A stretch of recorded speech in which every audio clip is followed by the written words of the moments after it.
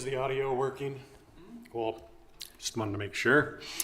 Welcome to the Salt Lake City Planning Commission. Today's date is Wednesday, March 13th, 2024. The Planning Commission consists of residents from each Salt Lake City district that are appointed in a manner providing balanced geographic, professional, neighborhood, and community interest representation.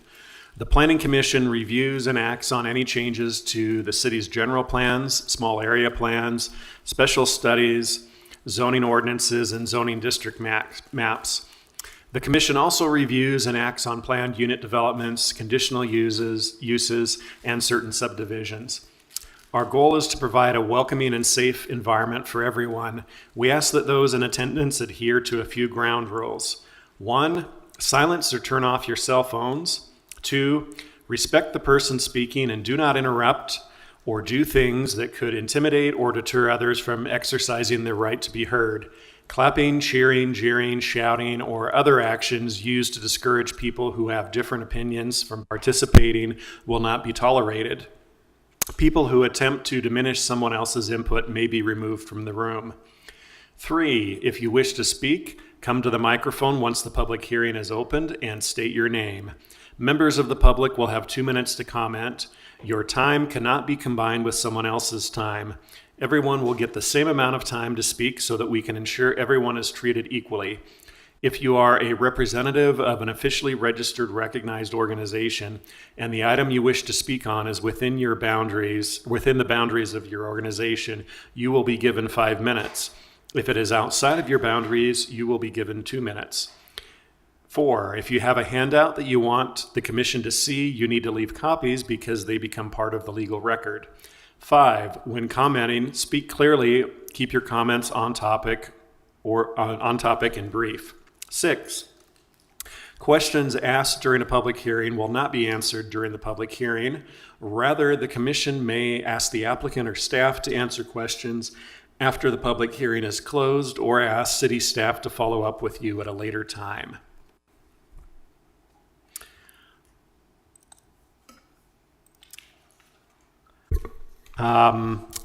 The chair has nothing to report. The vice chair has nothing to report, just looking forward for the retreat. How about the director? Just some updates on some city council actions from last week. They adopted several big policies. One, you may remember the community benefit ordinance that was adopted, and that not only established for, I think, the very first time in the city's history, an actual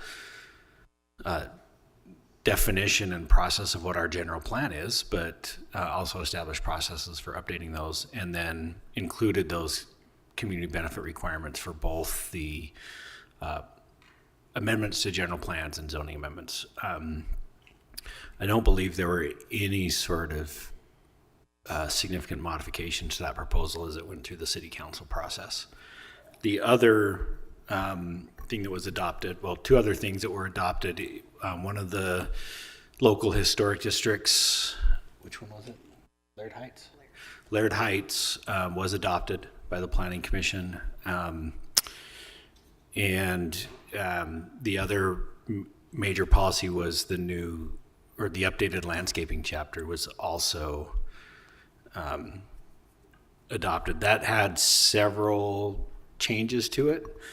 Most of them dealt with how we calculate coverage types of things, and and Catherine or Michaela can correct me if I say this wrong, but they also established an 18-month enforcement window for those people who installed artificial turf in places where it's not currently allowed and wouldn't be allowed under the adopted code either. So the idea is give people some time to bring their property into compliance. And that's all I have. Thank you. We don't have the minutes ready yet, so we will go ahead and move to the open forum. And if anyone has anything to bring up, go ahead.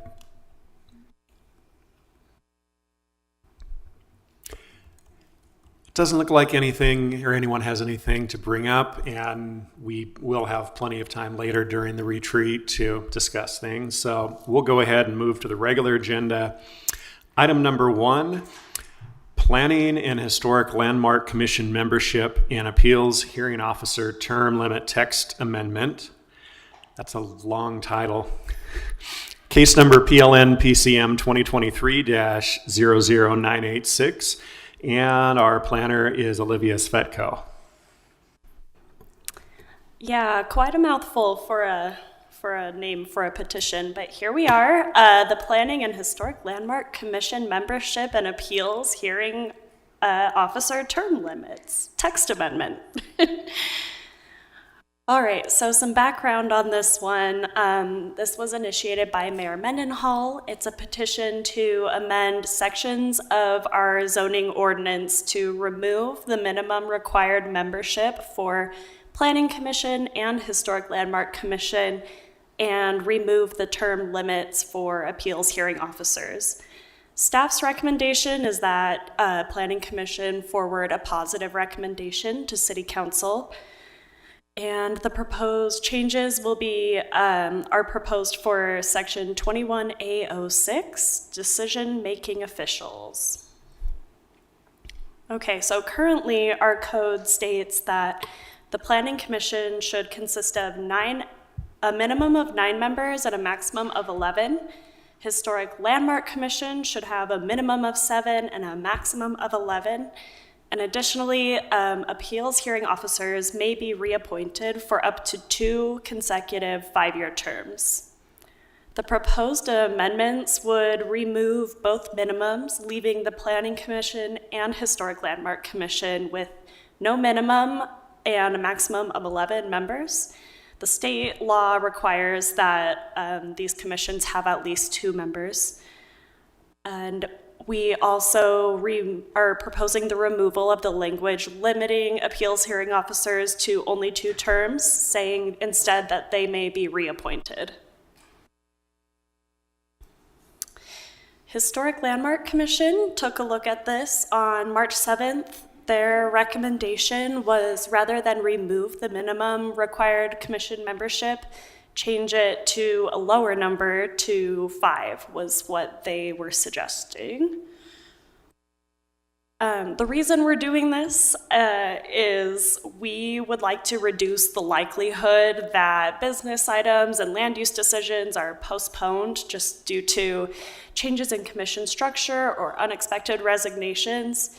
Additionally, we would like to be allowed to retain appeals hearing officers that we like. They're familiar with our code and process. We want to be able to continue to reappoint them. Staff's recommendation, based on the information in the staff report and the discussions, staff is recommending the Planning Commission forward a positive recommendation to the City Council for the proposed text amendment.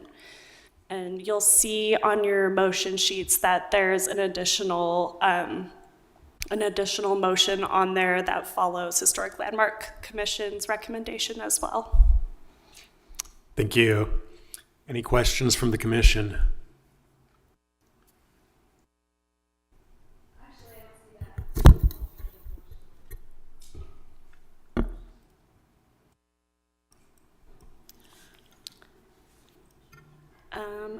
I'm not sure if it made it to the packets. It did make it online. The alternate motion stated roughly to forward a positive recommendation with the condition that the minimum, instead of being removed, be changed to no less than 5. So just a quick question. Is there a specific reason we were looking at just minimums and not reducing the maximum? I don't believe so. I mean, we could, but we have like 10 commissioners right now, and I think we can always decide if we want 7 or 9 or 10. But the big hang up has been the minimum, right? If we fall under a minimum, we're not able to conduct city business. So that's been the key issue. And I assume the quorum remains at half, Plus rounded one. up, of, Yes. of how many we currently have. That's correct. Well, let's go ahead and open the public hearing. We have one card. Go ahead, Cindy. Oh, that mic over there. And state your name for the record, and you'll have 2 minutes. So my name is Cindy Cromer, and I want to address first the number of commissioners.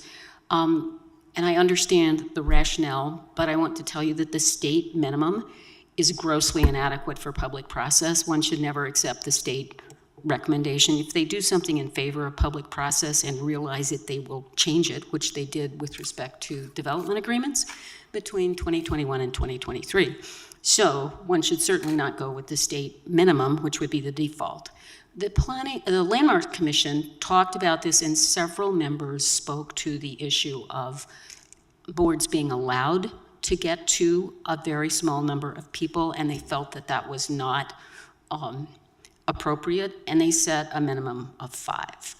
I think you need to have at least 5 people participating in a decision.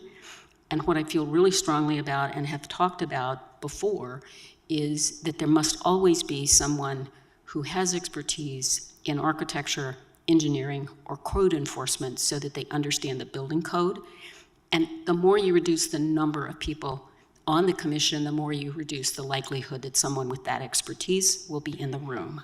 So that's basically what I said to the Landmarks Commission. I'm not going to have time to review the history of the appeal process. I'll just put those remarks. Over the last 40 years, there have been 4 different processes, and it's kind of interesting to see which ones failed.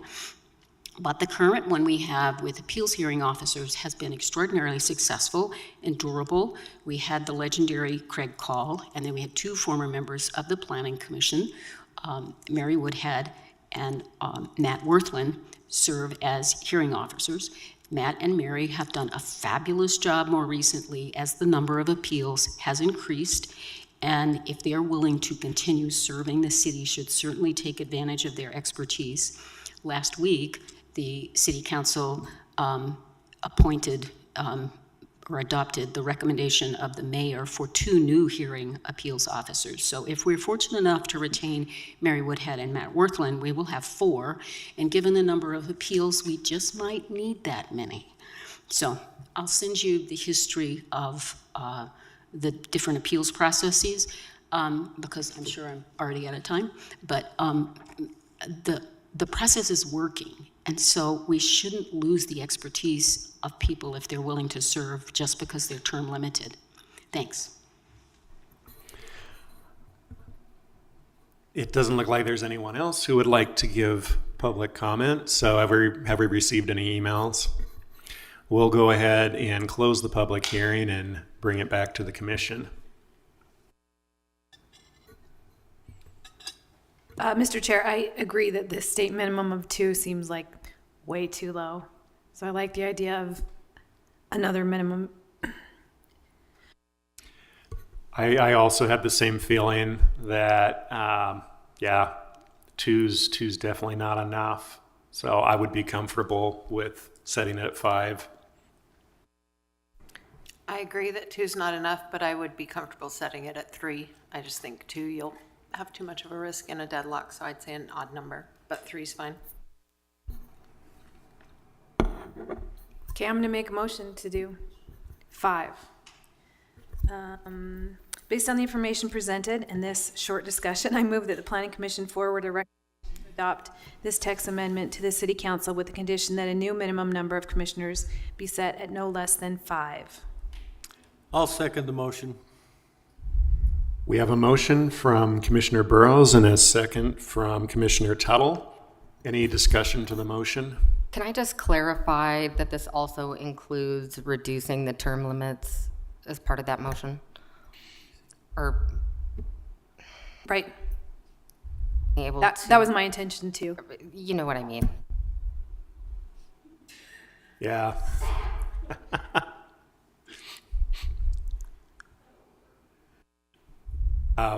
So does that mean that we need to remake the motion, including the that statement? Removal. Yeah, the so we'd term have to limit. yes. It might be good to include that by commission, it's both the Planning Commission and the Historic Landmark Commission. Okay. I make a motion, based on the information presented in this discussion, I move that the Planning Commission forward a recommendation to adopt the text amendment, recommendation to adopt this text amendment to the City Council, including the appeals hearing officer term limit, removing the term limit, and setting a new minimum number of commissioners for both the Planning Commission and Historic Landmark Commission at 5. I'll second the amended motion. We have a revised motion from Commissioner Burrows and a renewed second from Commissioner Tuttle. Any discussion to the motion? Let's take a vote. Commissioner Gale, No, specifically because I think a minimum of 3 would be fine. Commissioner Tuttle, Yes. Commissioner Barry, Yes. Commissioner Scott, Yes. Commissioner Burrows, Yes. Commissioner Kratzik, Yes. Commissioner Santos Rivera. No, because I do think that we should establish a minimum planning commission for 7 members.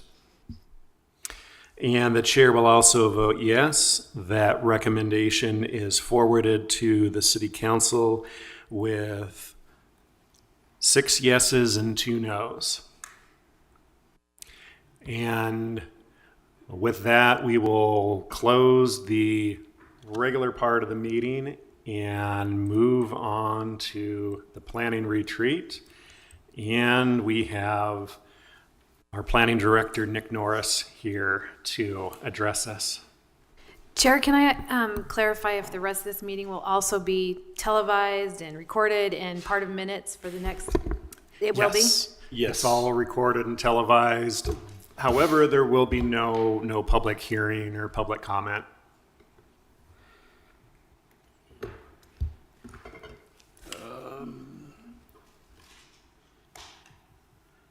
Hey, David, I'm not sure where you put the presentation I have.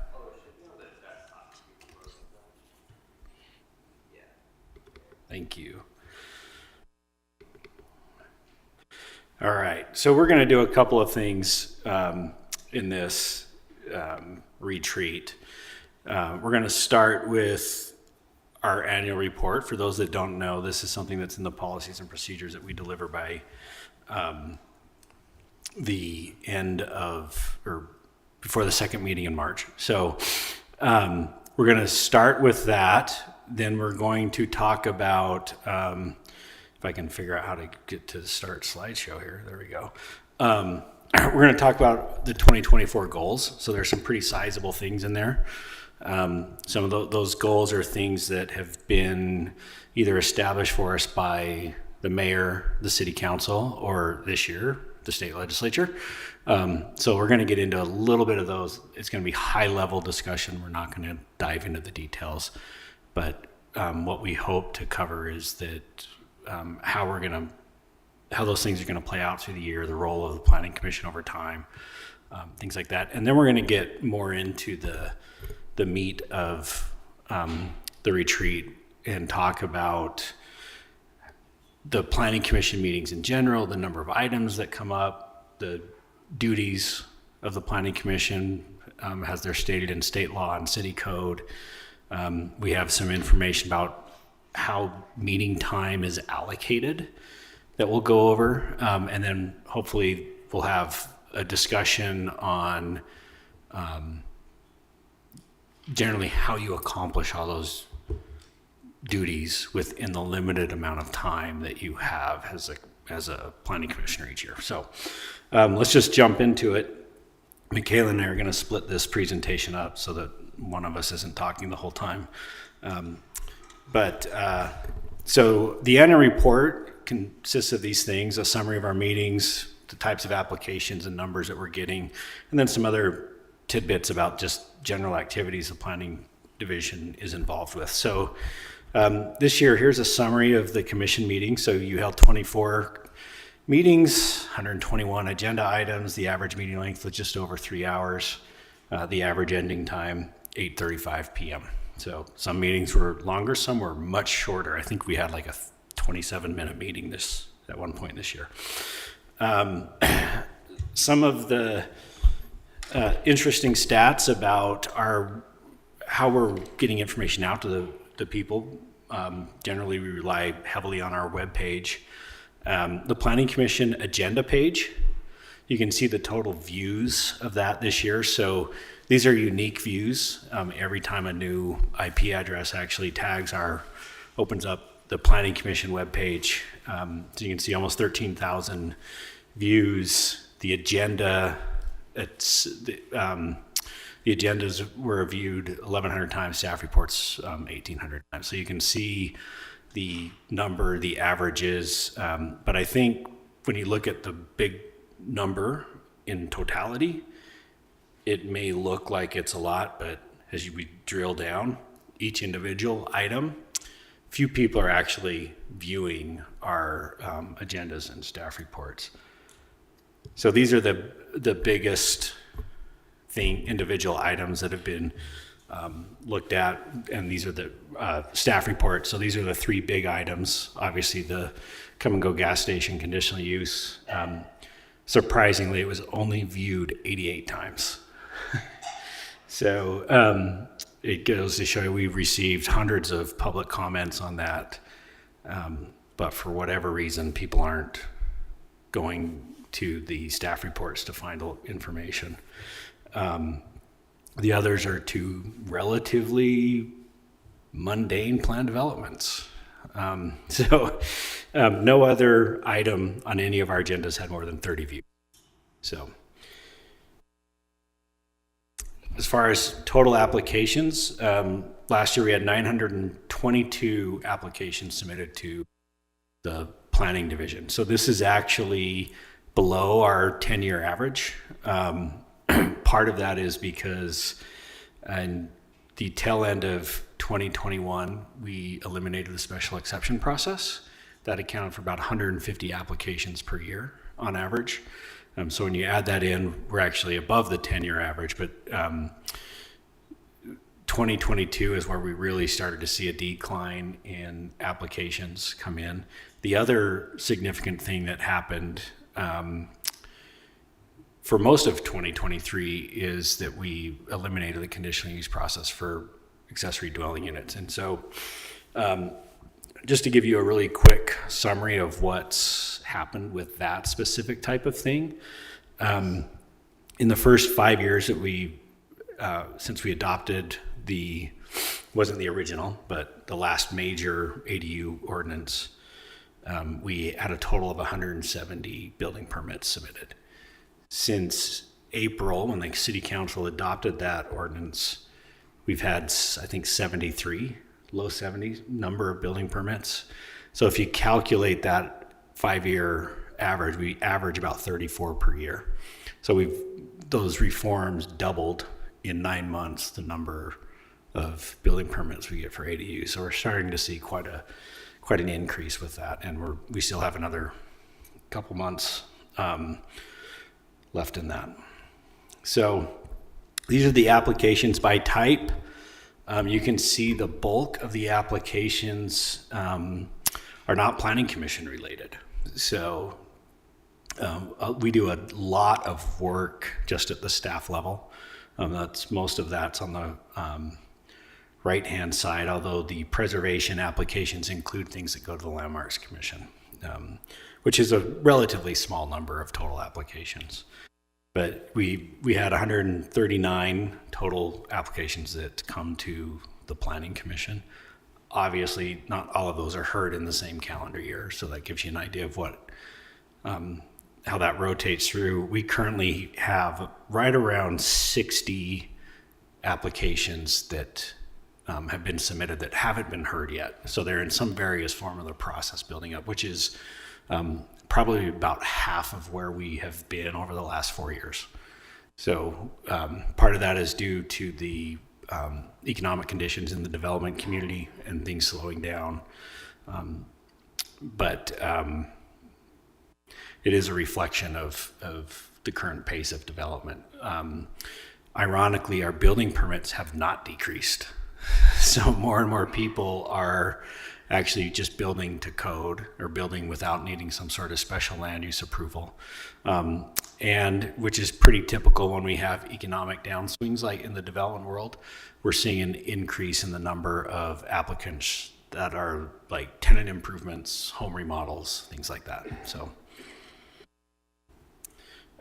this map is, sorry, every time I zoom in on this map, it totally became unreadable. So this is a blown out view of the city with our neighboring cities. This is from our online tool that people can submit zoning inquiries to.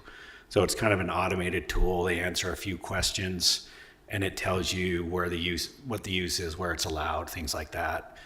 And so last year we had just under 2,400 inquiries. We had about 3,600 actual visitors to that site and starting something. And you can get an idea of what was looked at and where the hotspots are. Not surprisingly, it's really that orange or that kind of yellowish line you see really is the State Street corridor. And so most of those inquiries are there. One of the interesting things about this, they don't show up too well, but you also see how many inquiries we get for things that are outside of Salt Lake City. We do our best to direct those people to the correct planning office to help them out. So that's our report for the year. We're going to talk a little bit about some of the 2024 goals. So these are things that are a combination of the mayor, city council, and us, and the planning division and the state legislature. So we're going to start talking about consolidating all of our commercial and mixed use zones. This will be the single largest code update that the city's made since 1995. We're also going to talk about updating the RMF 35 and RMF 45 zoning districts, which will follow the same template and pattern that the RMF 30 updates from a couple years ago followed. Last fall, the city council asked us to do they called it a zoning study of the R1 zones, which really was looking at a few, giving them options about what to consider for changes to the R1 zone, focus on a few things: consolidating the existing R1 zones, considering modifying setbacks and minimum lot sizes, minimum lot widths, and potentially even adding and allowing single family attached in the R1 zones. So we have a couple of legislative mandates too that we have to work on. Two of the second two are actually have very tight deadlines for the city. The first one really, you've already kind of addressed when you initiated a petition a couple meetings ago to look at the height encroachments, and we asked that you include that to address other obstructions. The state code did change this year, and beginning in May will limit what cities can do as far as prohibiting some obstructions. Those are mainly for like decks under a certain size and window wells and things like that. The second one is that by the end of the calendar year, this is part of the Fair Park authority bill that was adopted, gives the city the deadline of the end of this calendar year to enter into a development agreement for the development of the Rocky Mountain Power site, specifically the potential baseball stadium. So that is a very tight time frame for us to basically come up with zoning. So we're not quite sure exactly how that's going to play out, but we'll be working with the state law says that the city and the property owner have to essentially agree to that development agreement. If an agreement is not in place, that property would not be subject to local land use regulations. So that's a big thing. The second one here is for the downtown arena. And it really, it also has even a tighter deadline. September 1st, it says that zoning has to be in place. Well, the state law, the bill wasn't very clear on what that really means and whether or not we think we currently actually comply with it, right? We already allow the arena. We already allow all these uses. We're not overly concerned about that piece, but there may be a few things that come up. It also doesn't prohibit us from making changes in the future, and it doesn't vest anybody. So we're still working on this, and this has become more of a priority this week since we have such a short deadline. But one of the things that we're looking at is right now an arena, the Delta Center, is a conditional use on that property. And the talk, at least how it stands right now, is an expansion of the building. And so we have a provision in our code that says any expansion, in this case, that's over 1,000 square feet, would need a new conditional use. And I think we're trying to figure out, do we need to go through a conditional use process for an arena that's like maybe 10,000 square feet bigger? I don't know that we really do. So we're going to try to figure that stuff out. These other two things are really down the road because we don't know how we're going, necessarily what's going to be needed to create this entertainment district. But there will be some interior not enclosed, but outdoor space that's kind of wrapped with buildings. And the signage we're talking about is in that space, and whether or not we even really need to regulate that if it's not outwardly facing. So those are things that you can expect to be involved with probably sooner rather than later. Let's get into this big one because this is it's significant. So this is one of the mayor's goals that she talked to us about doing, and the idea behind it is simplifying our zoning code, and you all experience that quite a bit. And just to give you an example, as we looked at some of the land use applications that came in over a month period, we found that more than half of them did not comply with all the required zoning at initial submission. And we've talked to some architects and applicants about it. And one of the number one things that comes up is like they don't even know how to find what's required in our code. And, they're talking about having to go to different sections. Our code is very circular. And so sometimes it refers you here, then that section refers you here, and it's really hard to figure out how that works. And our staff is saying the same thing. And so one of our goals is to address that. And to do that, we think that we have to have fewer zoning districts, right? And one of the things that a lot of people don't realize is that not only do we have the 50 whatever zoning districts, but in each of the other chapters, like parking, signs, landscaping, land use tables, each of those districts has to be accounted for. And so we end up with literally hundreds of regulations that apply to each of those zones.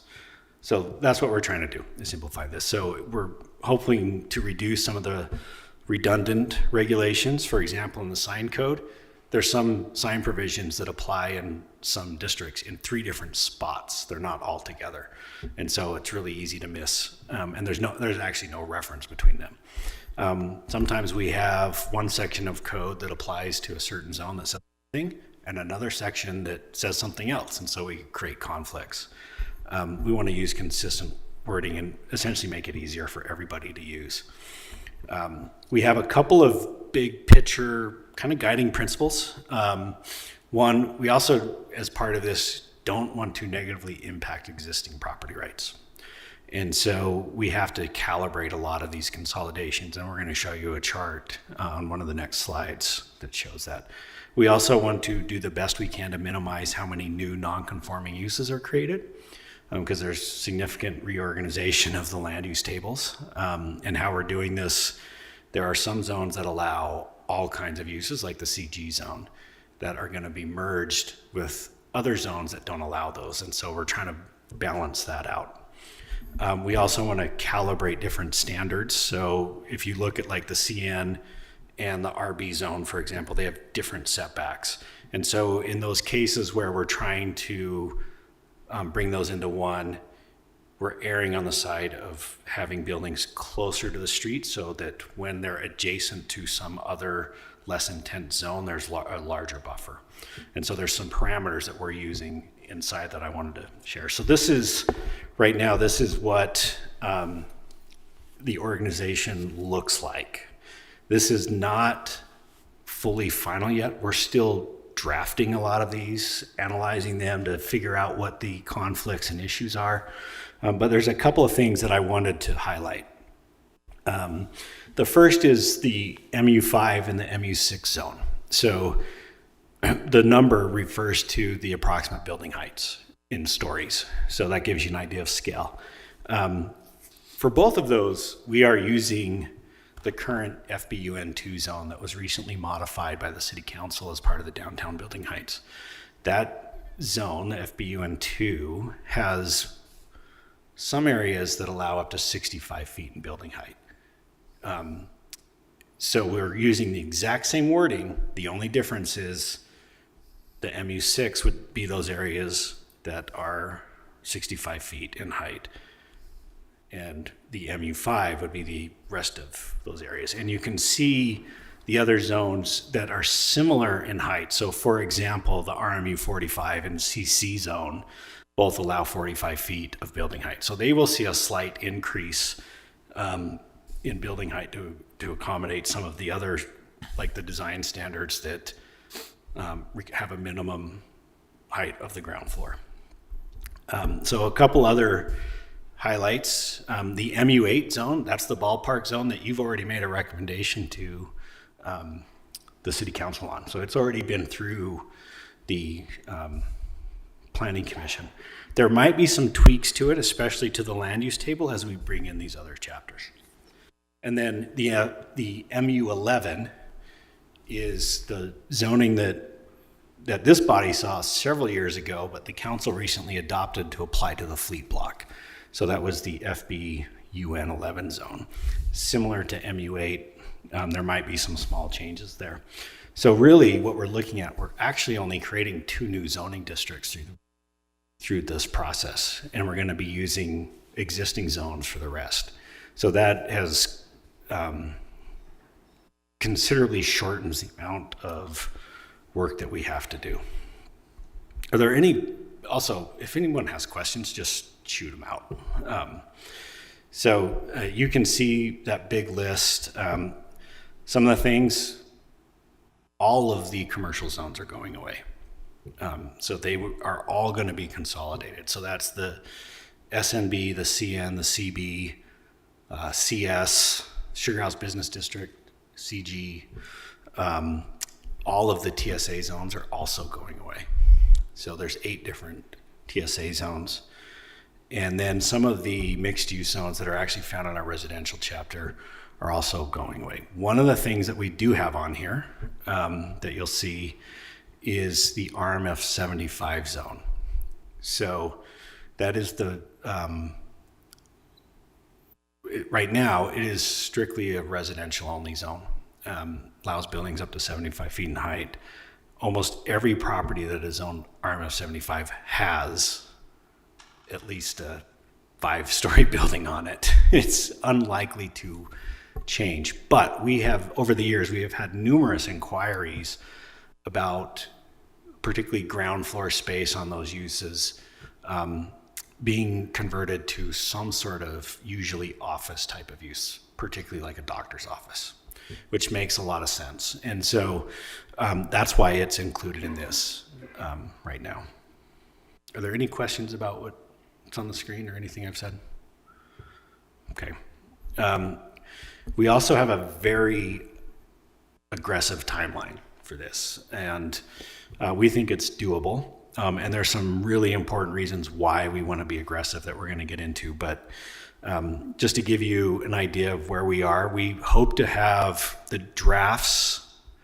That doesn't mean they're fully ready for consumption yet, but we have everything drafted by the end of March.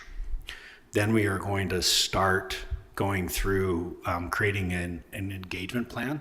We will start meeting with people who request it. We already have had some people request some meetings, and we'll have high-level discussions about it. And then beginning in May through the summer is when we plan on doing our engagement. We plan on including the Planning Commission through it all. So once we get an engagement plan, we will bring it to you so you can see it and you know it. When we get those drafts done, we will start allocating time on commission agendas to go over some of those more details. So you're at least aware. The idea being that you will hear what we're hearing from the community. You'll see the changes, you'll see the department inputs. And by the time we get to the actual formal adoption process, the commission will be familiar enough with what's going on that it won't require such a steep learning curve. That's the idea there. One of the reasons I had talked about why we want to be aggressive. There's a couple of things that are going to be down the road. And a lot of these deal with something that the Planning Commission has asked for in the past, but it really comes down to we have until the end of 2025 as a city to update our general plan to integrate land use planning with water planning.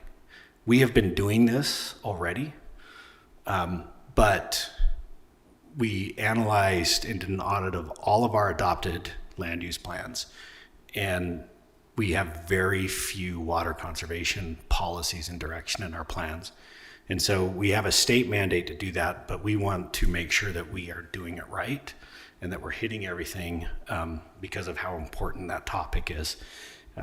And so that likely will include some sort of consistency amongst all of the future land use maps in all of the community plans. So when you start thinking about that and thinking about a December 31st, 2025 deadline to have that in place, this becomes pretty urgent. And the reason why we're doing this first is because we frankly need to free up the staff time to finish the rest of it. If we didn't do this, the city would have to allocate dollars for consultants to do the work, and we still have a very high staff need during that process. And so this is our approach. We are working very closely with public utilities on that, and so that's something that will be a 2025 goal. We may start it this year depending on how far we get on the other goals and priorities, and also depending on our overall workload. You know, if suddenly interest rates go down and we start seeing an increase in land use applications, we're going to have to pivot a little bit. Let's talk a little bit more about this study that the City Council asked us to do and what's included in it.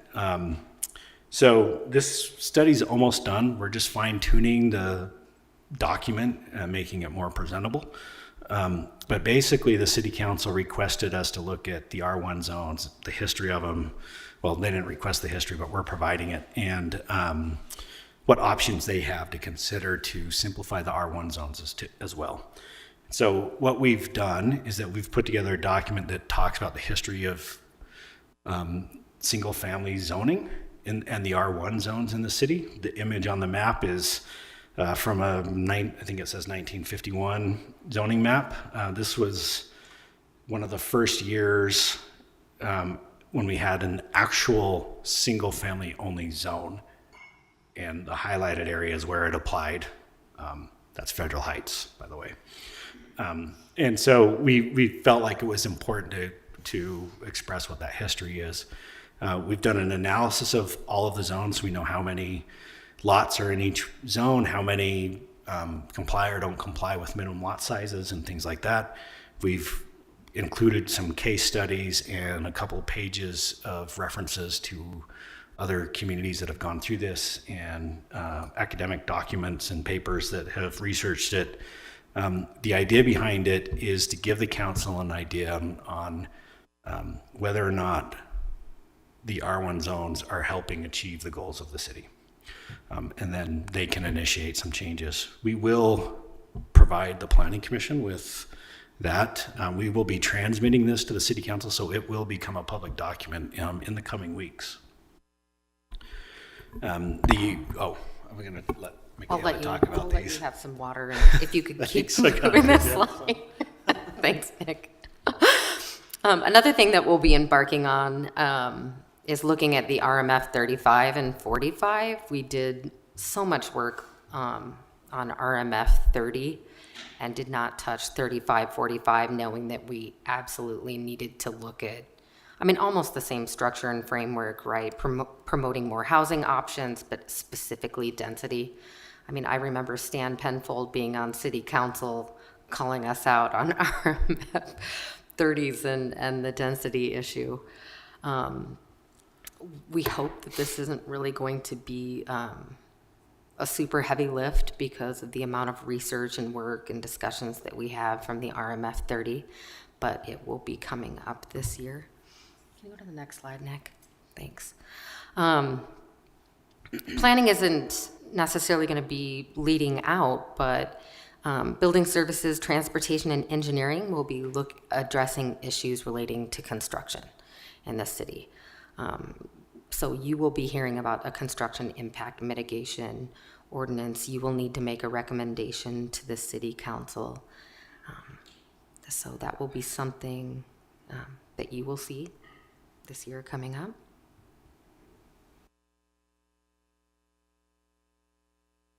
That's it for that. Are there any questions about the goals and things that we have?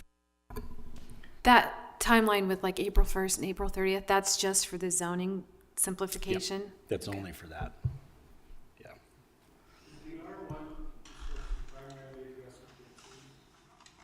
I would not say primarily. I think it's also looking at whether or not the current regulations actually align with the built development. So just to give you an idea, like in the R1 7000 zone, almost half of the lots don't meet the minimum lot size. And so we have a provision in our code that says for any non-complying lot is able to develop using residential zone is able to develop using the R1 5000 regulations anyway. And so one of the things that we can't quite wrap our head around is why some properties were zoned R1 7000 when there's entire neighborhoods that don't meet the minimum lot size. Like there doesn't seem to be a lot of rhyme or reason to that.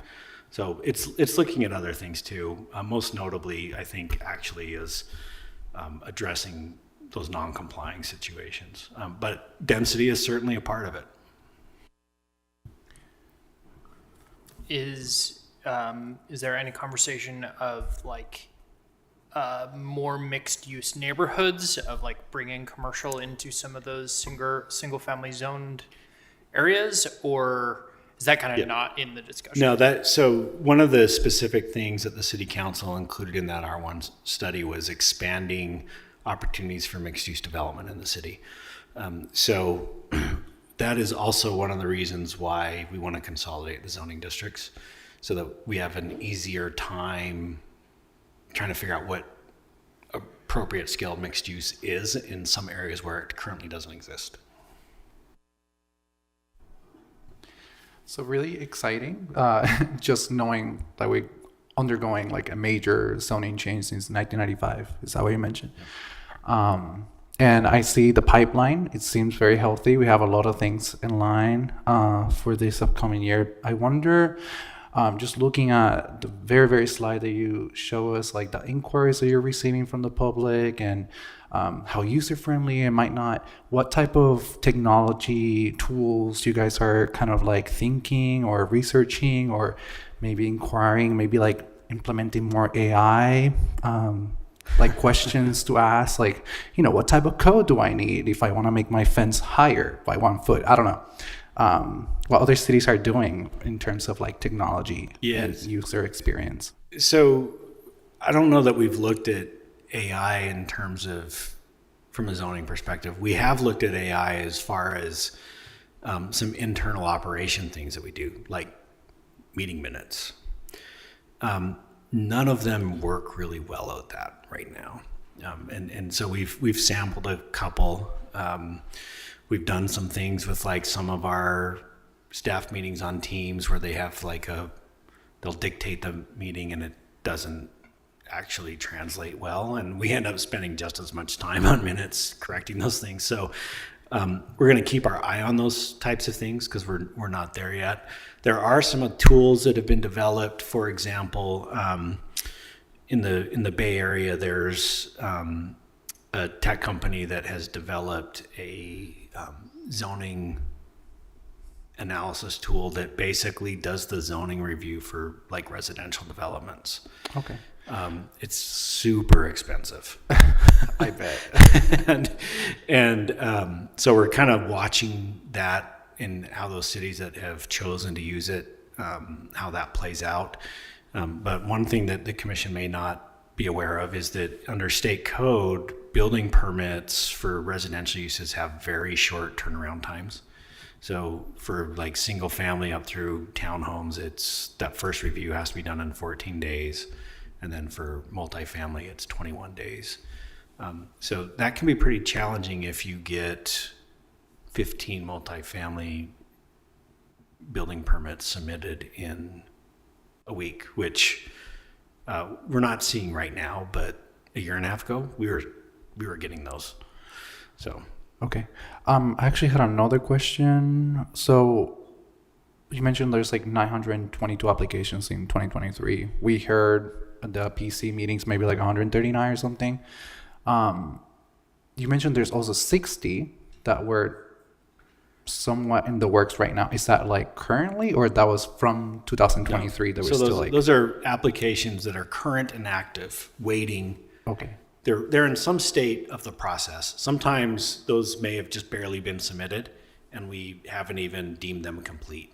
Others are in the 45-day period. Others are waiting for corrections from the applicant to make sure they comply with zoning before we come to the planning commission.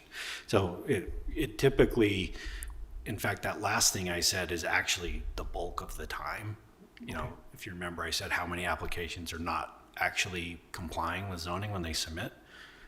That's a big bulk of our work right now. And so we want to try to figure out what we can do on our end to make that easier so that we're seeing less applications be incomplete or non-compliant. Yeah, and just circling back to that user-friendly experience. So when someone comes and submit an application, how's that back-end system works? Like, do they get paired to like a planner? I mean, I haven't worked in this area, so I mean, I have an idea, but how's that work? Like, they get paired with a planner, just a ticket, and then you guys provide technical assistance, and then those 60 applications of no compliance, whatever, you guys kind of like provide, some sort of guidance, like, hey, here's like the code that you have to look at. This is how you're gonna make your fence hired and compliant, and how's that work? Yeah, that's actually a really good question because I don't know how familiar the commissioners are with the process, right? So basically all applications are submitted online.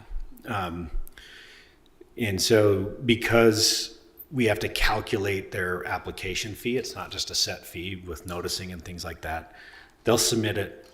One of our planners who will review that, make sure they've submitted everything, calculate their payment, and then notify them, hey, here's your payment. You can go to this link, you pay it online. Once it's paid and they have everything submitted, it's considered a complete application. That doesn't mean it complies with everything. That just means they've submitted everything they need to do and it's ready for a substantive review. At that point is when we do things like start the 45-day notice period. Well, first, it gets assigned to a planner. Most of the projects in our office are actually self-assigned, so planners will look on a daily basis, grab an application based on what their work capacity availability is. Sometimes we have to assign things that are bigger, more complicated. And our staff is actually really good about doing that and helping us identify things like, hey, this probably needs a more experienced planner to work on. And so once it's assigned, that usually happens within 10 days. But we have a flag in our electronic system that flags it at 14 days, so we can see everything that hasn't been or assigned yet. One of our goals is to have everything assigned within 14 days. Once it's assigned, that planner then becomes responsible for all of the process moving forward. So they will start the 45-day notice period. They will route it to all of the necessary departments that have to review it.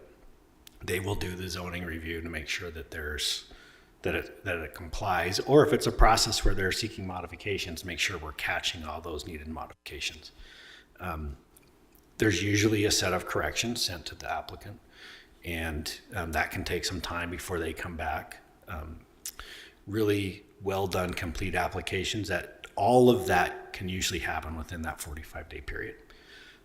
We have a pending list, a calendar for all the planning commission dates. And so early on, the staff will put something on a calendar, on a planning commission calendar as tentative. So then we can plan the agendas sometimes months in advance, you know. So like right now, we're already looking at like the second meeting in April agendas, and trying to move things around and making sure that things that have been ready for a long time are getting on an agenda. And then from there, they go through the noticing period. There's a whole process about how staff reports are written, created, and reviewed and approved by management. But I don't know if you really want to get into that kind of detail. Thank you, Nick. No, that does answer my question. You know, it's interesting because it's like a scaffolding, you know, behind all this plan department. And I think it's instrumental just knowing a little bit about what goes in the back end. So you mentioned that there's like a calculation that you guys do for like the fees for the specific applications. Do you mind like telling me like on average for like a regular homeowners who wants to do like a very small change, how much would that be? And are there any kind of like assistance provided to the city to help those households who cannot, or those applicants who cannot like afford to pay those? Yeah, Just so curious. so there's not for land use applications. So we don't calculate the building permit. That happens by the building permit office. Same with impact fees, although our development review planners are the ones who actually figure those out. But as far as the land use application fees, they are actually set by ordinance. What we need to calculate is the noticing fee, because applicants are required to pay for the noticing. And so because it's a 300-foot distance, it can be anywhere from, if it's out in the industrial area, 4 properties, to sometimes 1,000 if it's near a bunch of apartments and condos, or business or real intense business areas. So our code requires us to notify not just property owners, but tenants to the extent that we know who the tenants are. We actually have a pretty good database that has unit numbers, businesses, et cetera. And so that's where that calculation comes in. But we don't actually, our land use application fees do not, we have the ability in our state code to have them cover the 100% of the real cost of processing a land use application. The city has chosen not to do that. So we subsidize land use applications mainly for that very reason. What you were talking about is that smaller property owners, particularly in our historic districts, trying to make that as simple and as cost effective as possible. Perfect. Thank you so much. I let other people jump in, but thank you for answering my questions. There is also a process for affordable housing projects to get a waiver of certain city fees, but that has to be approved by city council. I mean, administrative staff don't have, it would be contrary to state law for administrative staff to reduce fees because those are set by the city council, and city council would need to So for those listening, then there are some resources out there. If you feel that it's a burden, it just goes through the city council, not through the staff process. No. There is no problem, not for anyone to, show up and ask the city council for a fee, but the city council has already passed an ordinance that says if you're doing affordable housing, you can ask for a reduction in fees. All right. That is the only scenario in which you can ask for a reduction. So if a developer, the applicant has an affordable housing project going on, they can ask for that waiver under that ordinance that was passed for city council. Yep. All right. Thank you so much. All right. let's jump into the important stuff. I'm going to turn it over to you. Absolutely. Ready to start the retreat? Put your retreat hat on. Grab a cookie. What? So grab a cookie. Grab a cookie. One topic that we wanted to talk about was just your commission role, and we're hoping that we can just have a really nice open conversation about, what's mandated by the state, what's mandated by the city code, and how are you all going to be able to accomplish all these things all year. Can you go to the next slide, Nick? Sorry. The state mandated duties are on the slide. I'm not going to read them all out, right? But to hold public hearings prior to making a recommendation, general plan amendments, etc., land use regulations amendments, application processes. Next slide.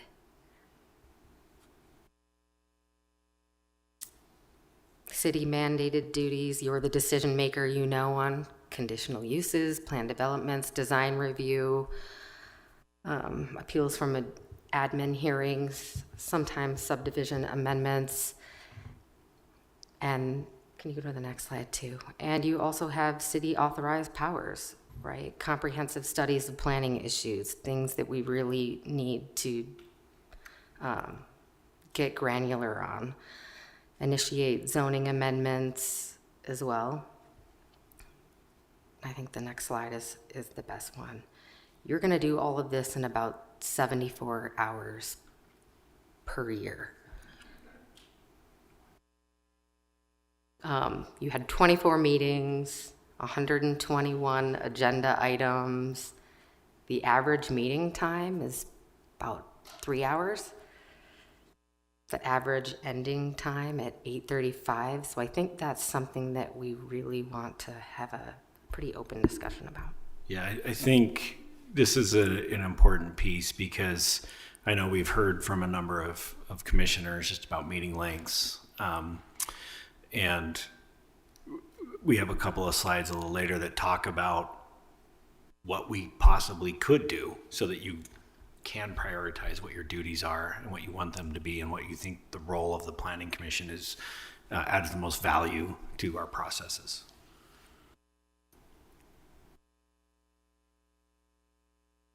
So, just to reiterate what those priorities are and how we do decide these things. We don't have leeway on things like general plans and zoning amendments, right? The Planning Commission has a state mandated role there. But these other things that are on here are all city code focuses. And so you do have the ability to consider those things and whether or not the role and the duties of the Planning Commission are contributing to the outcomes in a positive way, or if there's better ways to do it, including that may also be just changing the processes and things like that. So we came up with a couple of things that I think we've heard from you, some things that we have considered, and basically they come down to what's on these blue circles, but is there a way that we can have fewer agenda items? Well, the only way we can do that is with code changes, right? We're not going to be able to control necessarily when someone decides they want to submit a land use application. We have to accept those. We have to work on them. One of our slides coming up talks about just how the meeting, like I said, is divided in terms of time. Does our consent agenda work? I know there was a question or comment added about can we put some mundane or non-controversial legislative items on there, and that's really up to the commission. Are there things we can do different with the staff reports so it's easier to find the information that the commission feels you need to make informed decisions? So we came up with a lot of, just some brainstorming. We want this to be an engaged participatory type of discussion. So these are the three main types of applications that we see where there could maybe be some improvements or changes to reduce the number of applications that come before the commission. Starting with conditional uses. There's no state code requirement for a conditional use to have a public hearing. Is the process we have now working? Is it the right process? Nick, have you calculated on the conditional uses the number of times the Planning Commission has gone contrary to staff's recommendation? We haven't, and that's not really our, I think that's not really our concern with conditional uses. I guess I'm curious is like if we're looking at this being a staff decision, if the majority of the time the Planning Commission is upholding the staff decision or the staff recommendation on a conditional use, that would inform my thinking of if that would be an appropriate thing to delegate to staff more readily. So I think that in the 17 years that I've been in the planning division, we've had exactly 2 conditional uses that have been denied. Both of those denials were appealed, but I can't think of a conditional use where the staff recommendation was different than what the Planning Commission decided. There may be some things where there were some added conditions or modified conditions. I know there's been some where the Planning Commission said, you know, we don't think that condition's necessary and not included it. So there's those kinds of things. But, you know, before the come and go conditional use, I think that we had gone something like 400 plus conditional use applications of approvals in a row. So, But looking at the future, though, isn't the arena or the future vision for the ballpark, what are, let me rephrase this. Which of those 2 developments is in a conditional use?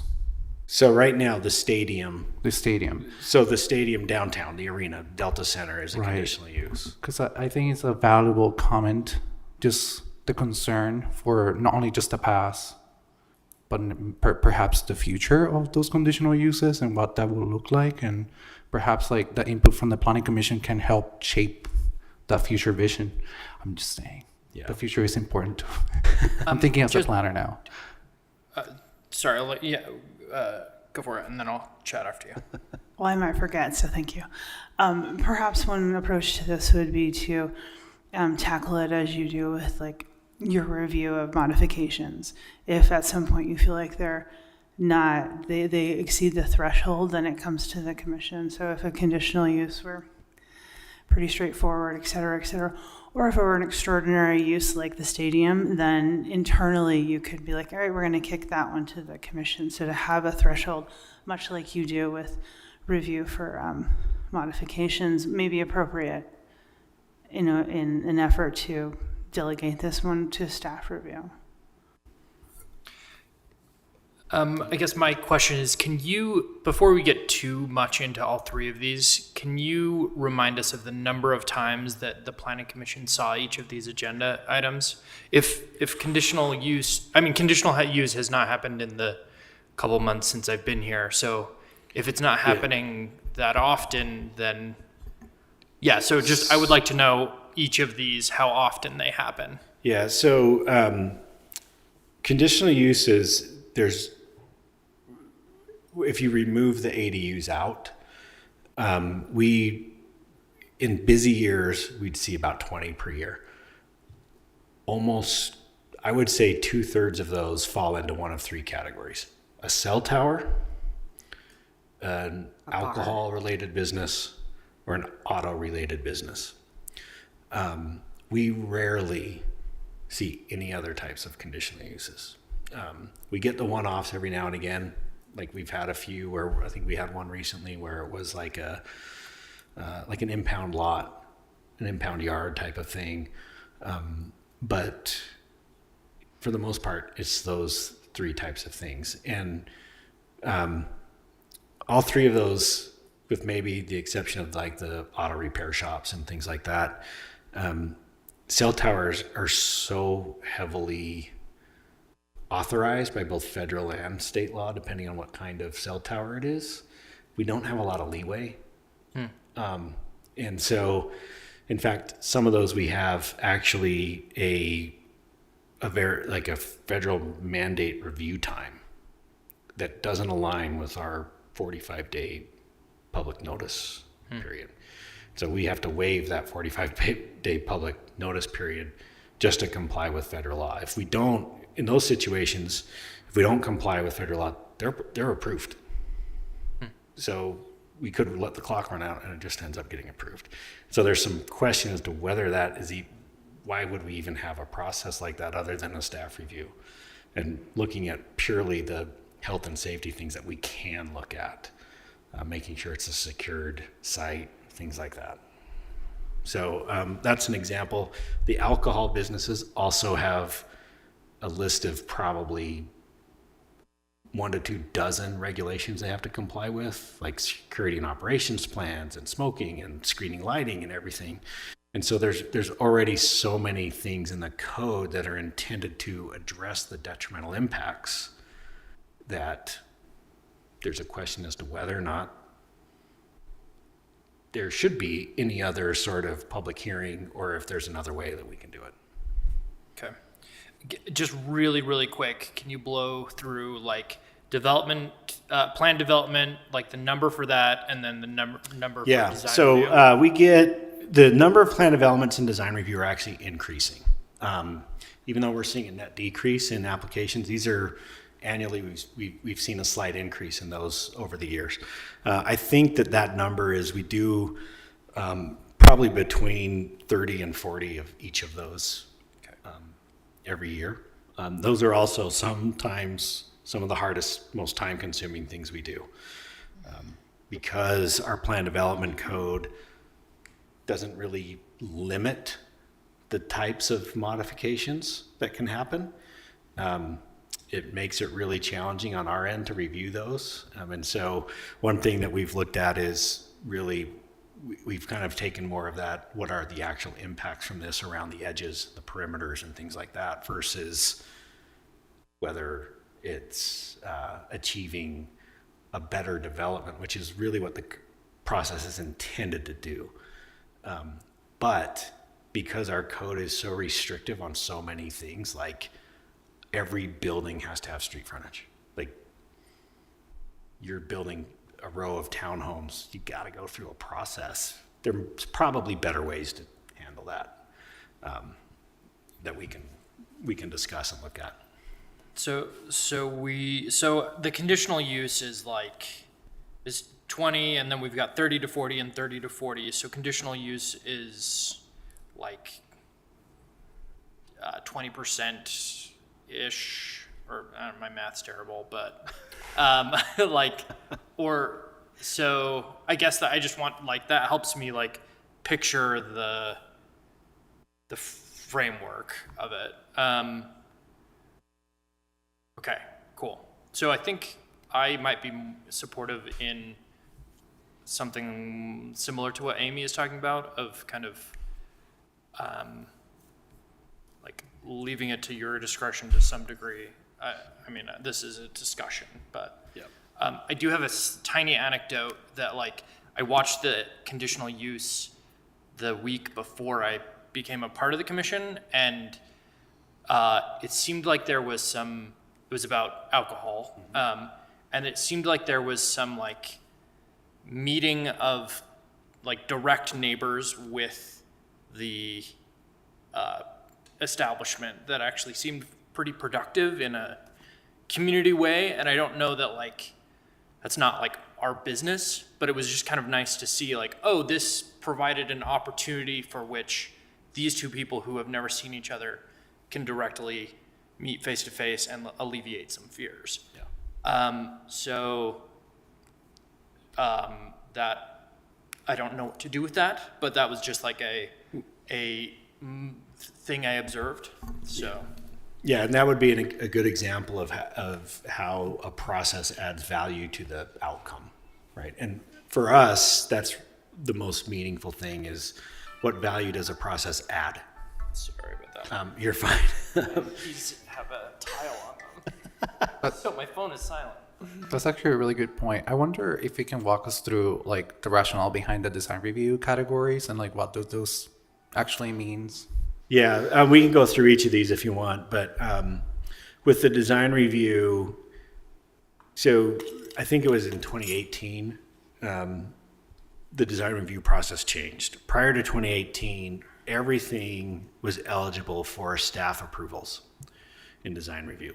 Only those things where staff couldn't either approve it or get the applicant to agree to make changes to meet the intent of a standard or whatever, would come to the Planning Commission. That changed in 2018, I think, to where the limits on what staff could approve were greatly reduced. So now the code says, if it's an increase in like the length of the building facade by less than 10% or something like that, those things we will do at the staff level.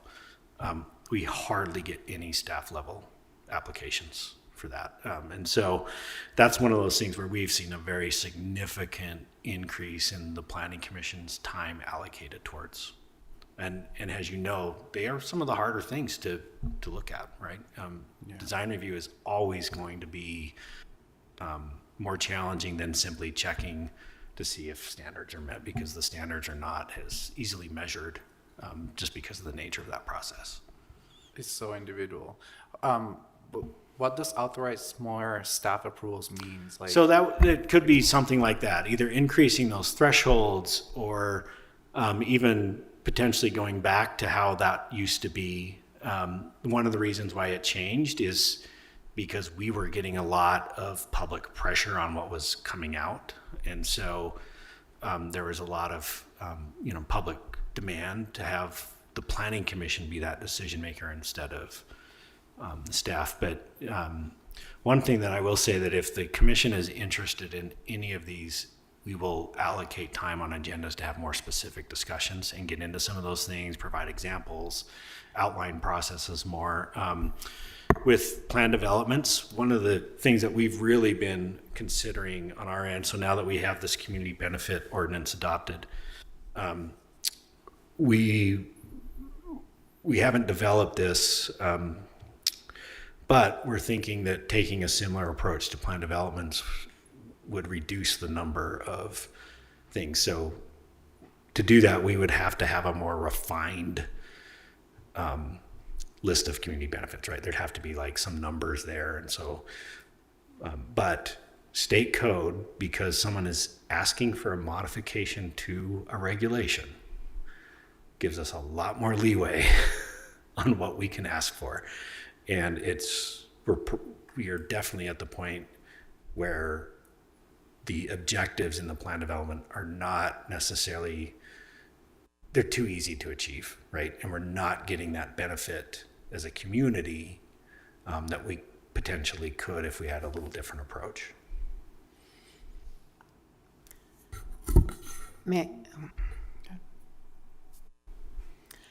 So I completely agree with that statement, so I'll give my amen to that immediately. And then I'll just run through some of these things. Conditional use period, a written public comment period would be great. Decision after a public comment period, great. No public hearing, I think, is great. Staff approvals, great. I think this question about referring it to the Planning Commission, I would just say we want to be really careful. I mean, if I were you, I'd want to be careful about how that's worded, because that gets so squishy. Yeah. Right? Like we referred this one, but not this one. And what's the objective criteria for actually referring? And so to me, that just gets difficult to define. And I think that's going to be where you have to tease out the details for that sort of thing.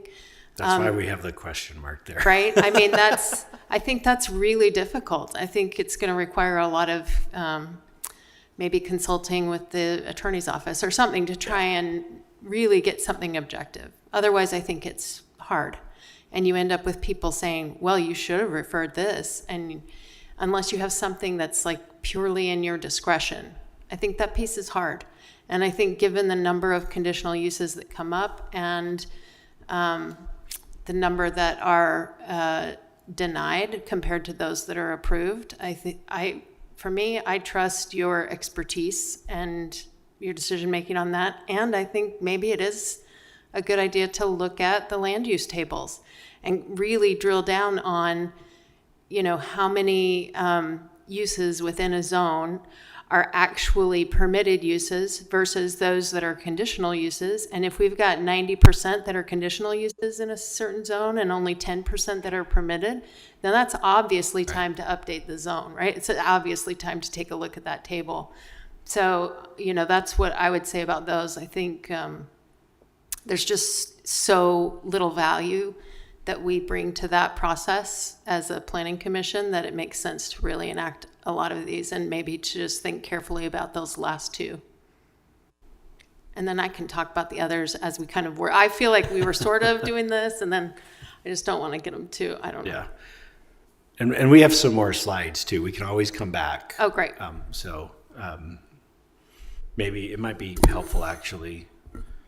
Actually, I just want to give my bits on those before I forget. So I feel like the conditional uses, since I've been around for 6 years, I feel like we've seen a lot, but we do have a reduced rule on those because state law directs we have to approve them if they meet the standards. And as far as doing internal reviews, you already have a process of which you utilize, and then you decide which ones have to come to the commission for review because you can't do them internally. So I don't feel like you're recreating any wheel. I think you can catapult on what you already do. If there are certain things that you feel like the planning commission does need to review, but otherwise internally to staff, given that we basically are ones who have to say yep, we have to approve them. What's the point? But I'm going to say, I actually support changing the objectives for plan developments because I'm unclear of all the things that trigger it. So I think most recently we had one that had not come before me in 6 years, and I didn't realize, why is this a plan development? So I think that we have opportunities to do what you said. But I think for design reviews, those get a little bit more muddied, even though they take a lot of time for us. Part of the thing is, they're going to come to us, these applications come to us with 2-3 things they want to get a relief from. But it opens up a review for us within the standards for the entire project.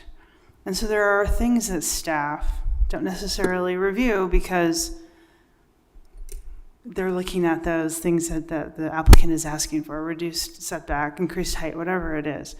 And yet, then there are other parts to it where I think we've expressed, we don't think this is meeting the standard exactly, and we want to address this.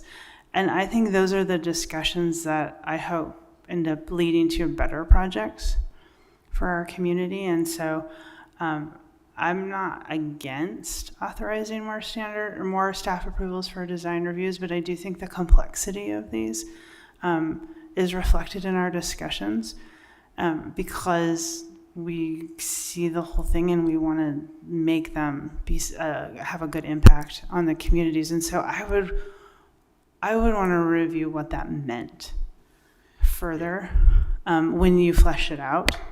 Yeah, and I think part of the intent of bringing these things up is so that you can direct us on what you want to see. Because 2018 is when I joined, so I never got to experience the previous part.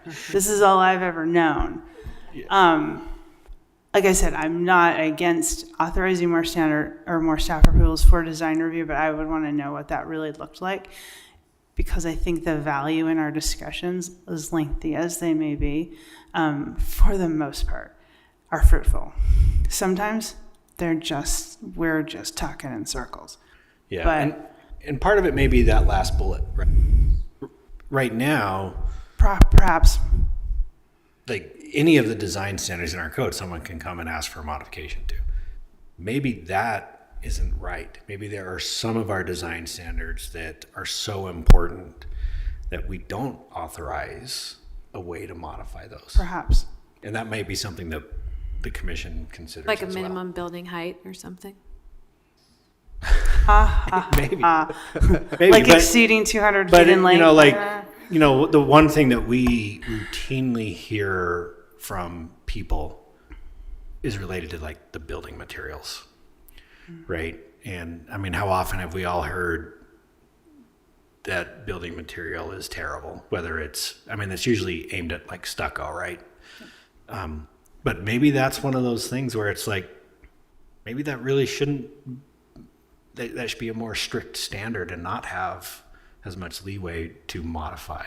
There's other things like like ground floor glass, although we don't really get many requests for that, or they're minor. Or request to translate landscaping into a private amenity on a deck. Yeah. Nobody will realize. Yeah, so I think that's what the intent there is to have as many options as possible to consider. And I don't think that we are necessarily, other than the conditional use one, I don't know that we're necessarily championing anything right now. Yeah. We want to get direction Well, from yeah, them. in terms of like my feedback, I think you're on the right track for conditional use. And the other ones, yeah, I think we could flesh those out a little bit better. And I like the approach of looking at modifying what they can. I like that approach. Okay. How that gets fleshed out, is up to you guys. We'll but, figure it out.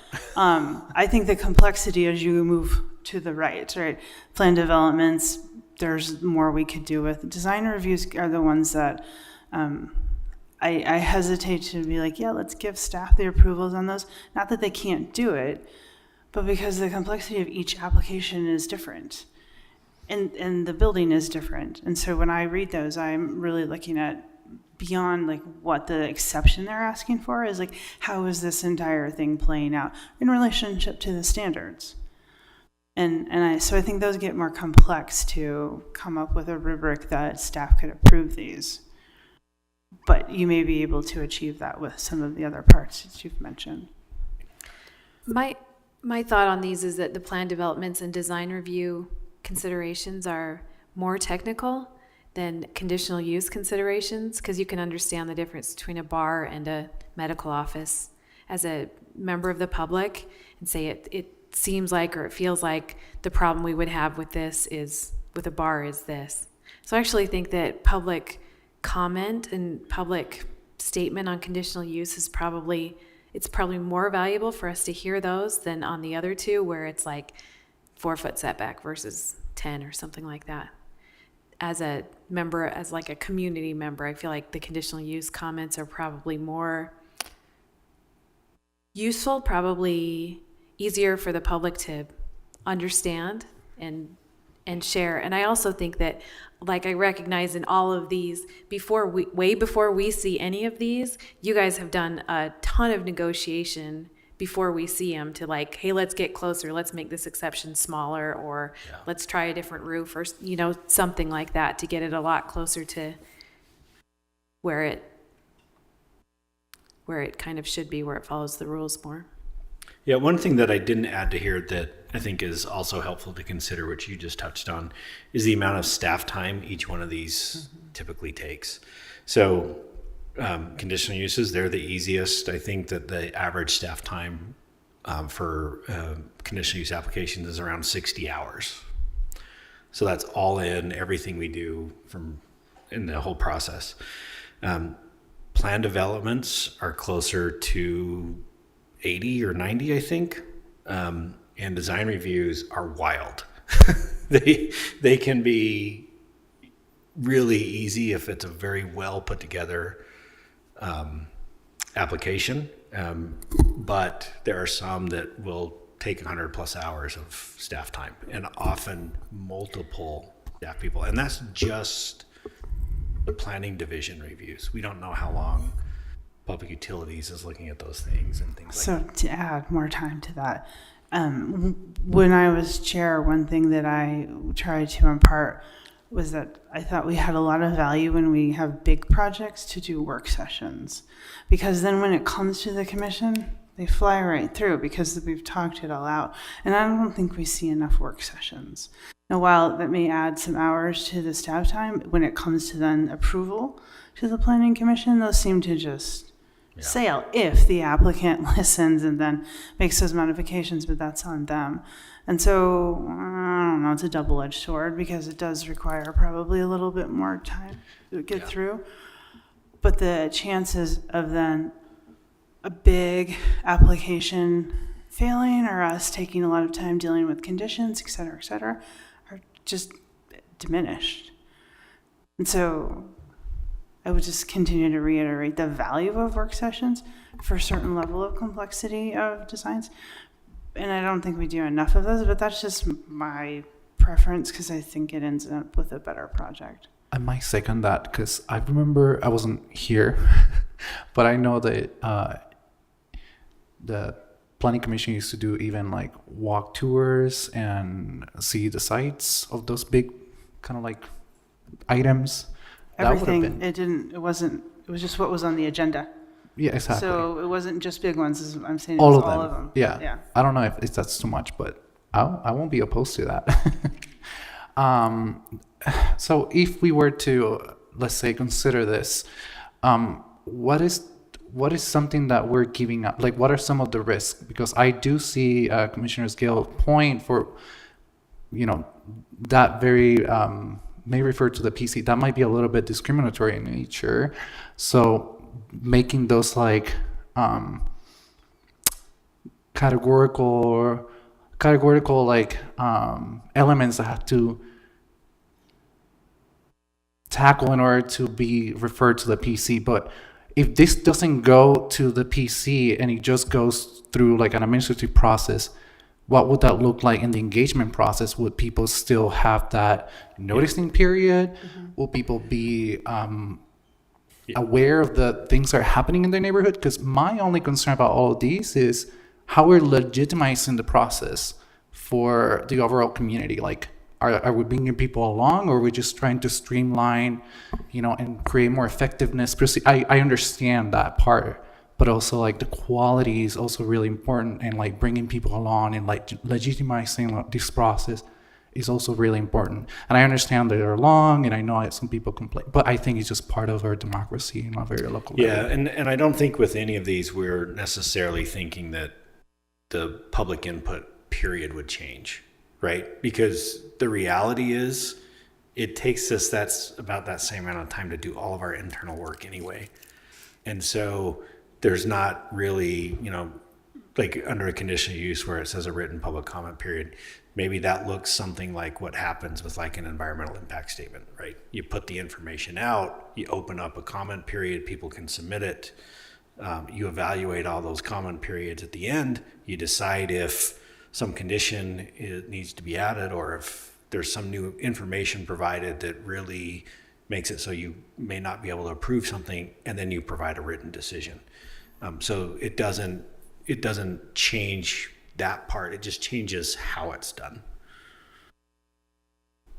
And you'll notice we didn't necessarily put anything in the other two, like plan developments. If we're going to keep them, we don't anticipate any changes to that public input process. And then design review, it really just depends, right?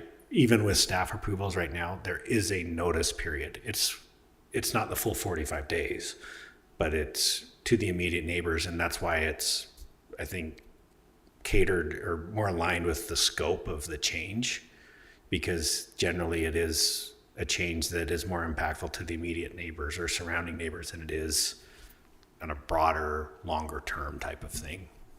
Yeah, and that's exactly what I had in mind, just like thinking about all the design review items that we reviewed recently. Just that input from the public was so important to like, for us to like determine whether or not it was appropriate, and etc. Okay. I want to, Sorry, just like, I feel like we talked a lot about conditional use, but I just want to like reiterate, I think that like if it's only 20% of our time or 20% of the issues, then I don't know that we're saving a ton by drastically modifying it, but I also don't have experience with that. So that's all. Continue. duly noted, and that's true. We're coming around to some of these things as you go through, right? Yep. Okay. Yep. So one of the things that we've heard from the commission is just the length of meetings, and so we looked at some meetings from, oh, that says 2025. That's a 2023. Sorry about that. But we looked at some meetings from last fall that we broke into 5 different categories.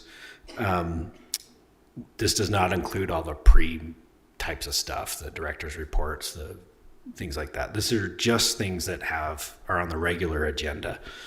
And we basically looked at the timestamp of when each step started and when it ended, because we wanted to see how the time is actually being used. And so when you look at those categories, the staff presentation, the applicant presentation, questions from the commission, the public hearing, and then ultimately the discussion and decision. And so you can see the average from each agenda item from those 5 meetings that are listed. We excluded one meeting in October because we had all kinds of issues with the recording, and so the time was all weird.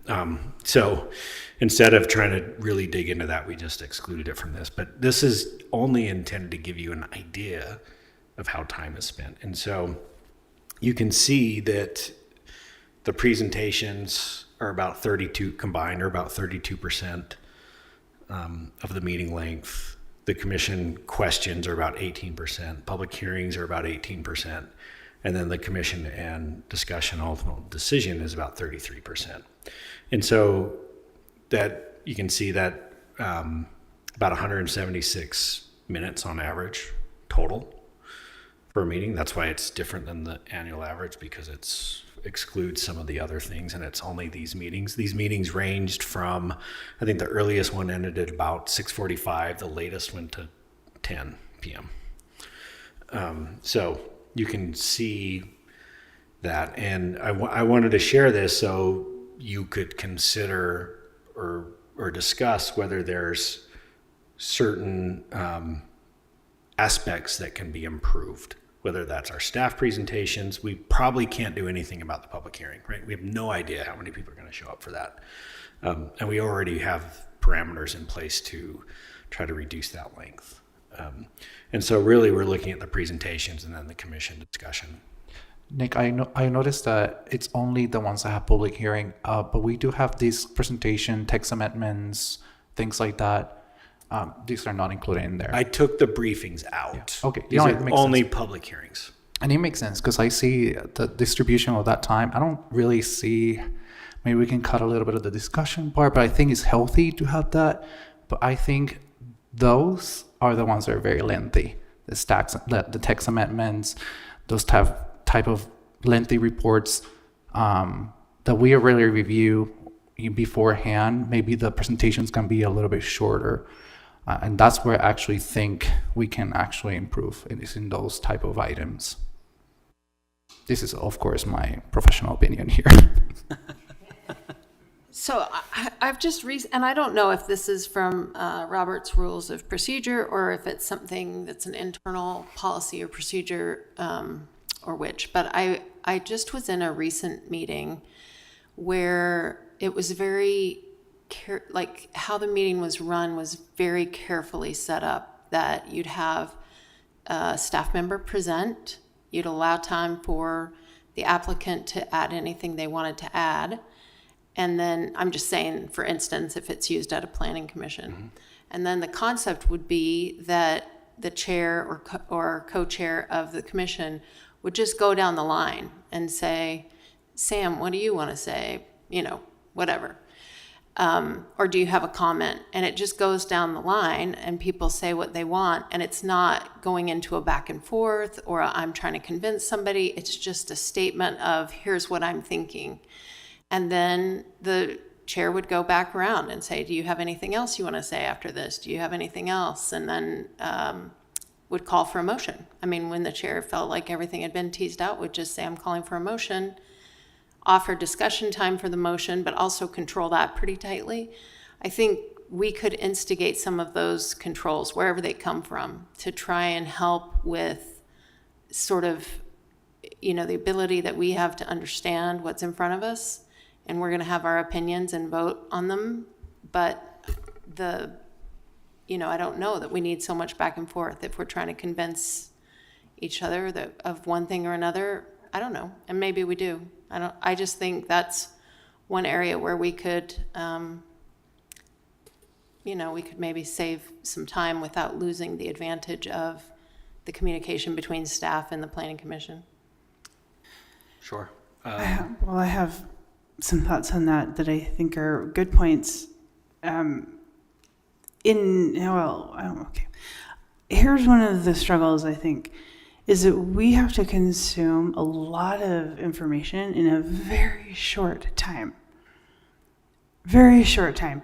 And I personally try to come to the meeting kind of with still an open mind. Every now and then I'm already set, but that discussion, while I think could be so much more concise, because it's human nature, we repeat each other, and I'm probably doing that now. But that's maybe one area where we could learn to be a little tighter. But I think the discussion where we can say we're trying to convince other people, or maybe we're just saying things out loud because I want to hear what other commissioners are thinking, because I still haven't formulated what my decision, because I hear so many different things, especially when we have a larger public hearing. And I'm trying to be open-minded and balance all of these things and figure out where I stand. And because when we have a long agenda or a lot of items on an agenda, it's a lot of information that we don't have the luxury or the privilege to discuss beforehand. Right. So we have to do this all in real time, and it can feel messy and it can take a long time. But that's the nature of it, because we have to do it right here, right now, and that's it. And I think that is part of what leads to the outcome sometimes of us having these what can feel very circular discussions. But I think that has a lot of value, at least for me personally, and then the decision that I come to make, because I have often changed from when the staff presents.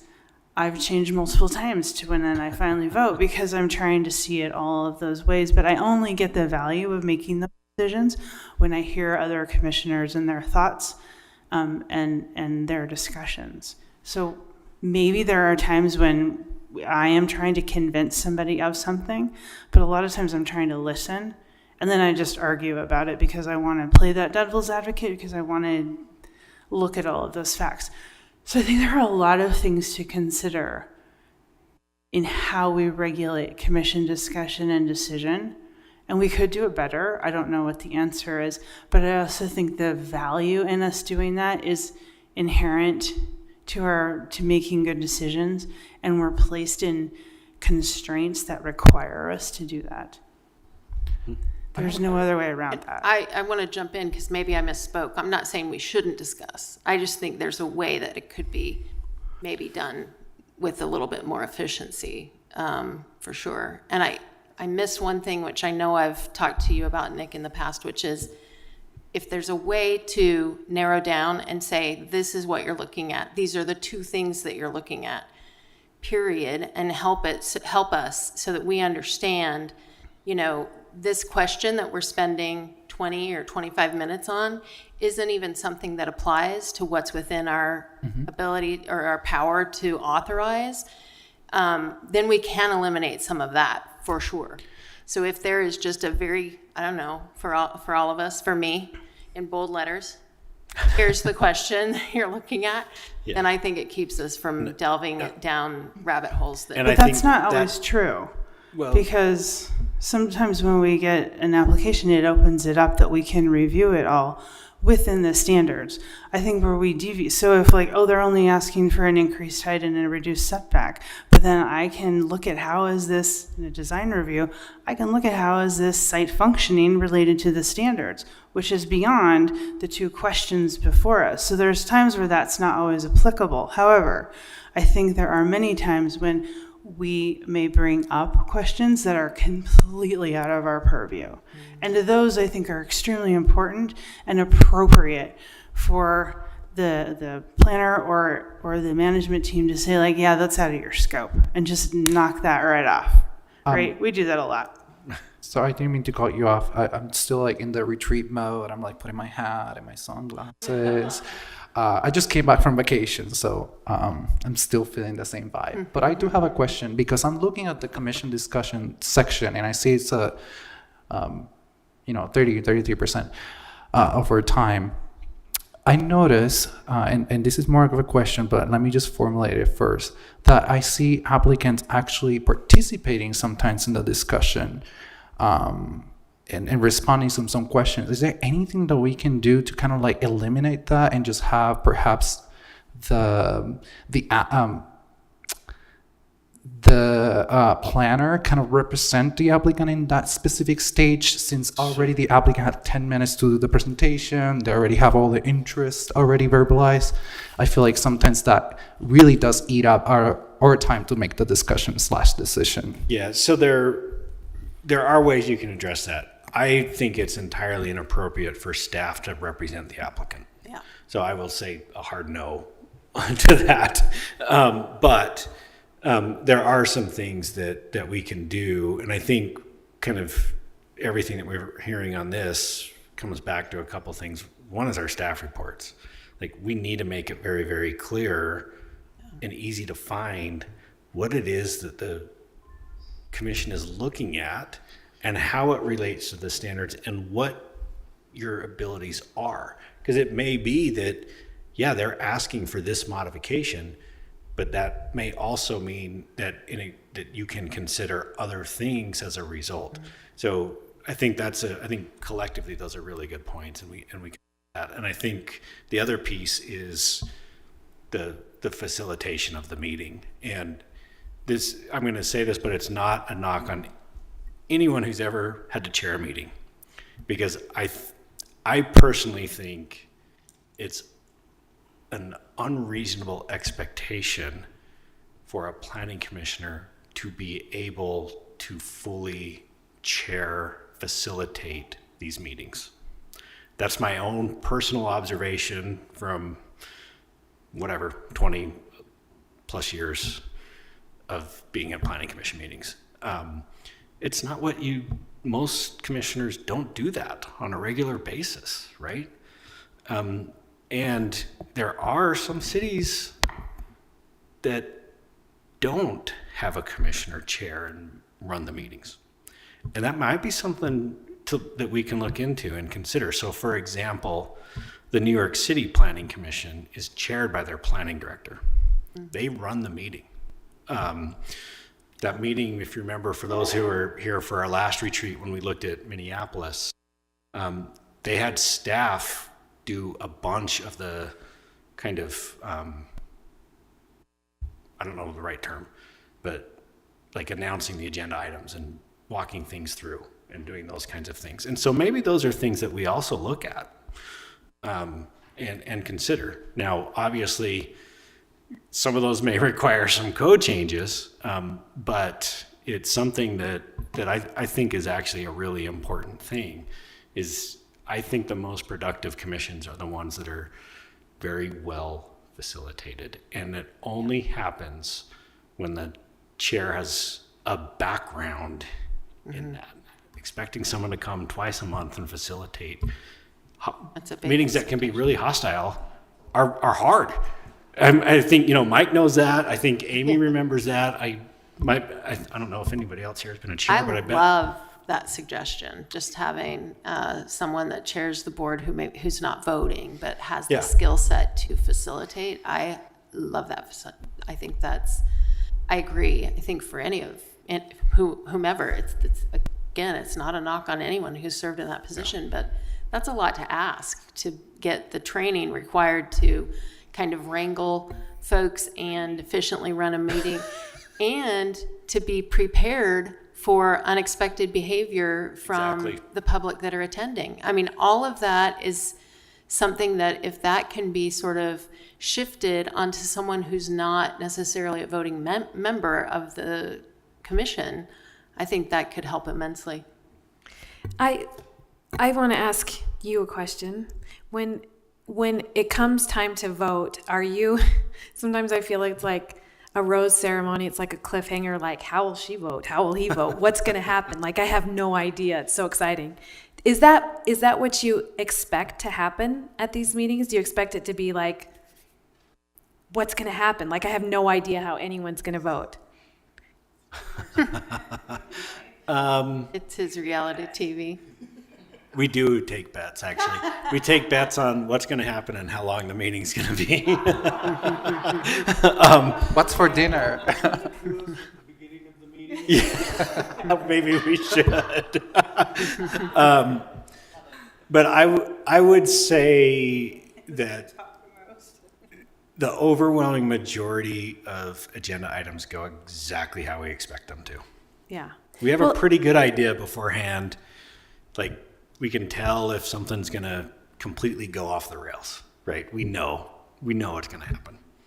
Well, I mean, like when I'm voting for something, the motion came up. I have no idea how Commissioner Kaczmarek's going to vote. I have no idea how Commissioner Scott's going to vote, or Commissioner Gale, because they haven't said anything, or it's been both, or you know what I mean? Like, that feels weird to me, that it's like I'm like on the edge of my seat. Like, what are you going to vote on? And then after the vote, it's like, oh, I wanted 7 instead of 5, or I wanted 9 instead of 5, and it's like.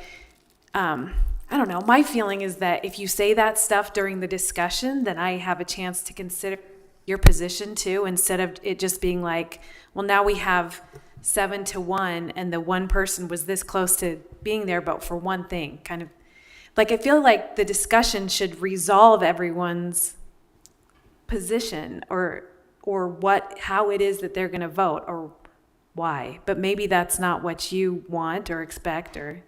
Well, I don't know if it necessarily matters what I want or expect, but I think what we expect is that Kerchak, I'm sorry, I wasn't even close. Okay, that's Sorry. fine. But I think what we expect is that decisions will be based on standards, right? That going in, that is our thing, and our perspective is much different than the commissioner's perspectives.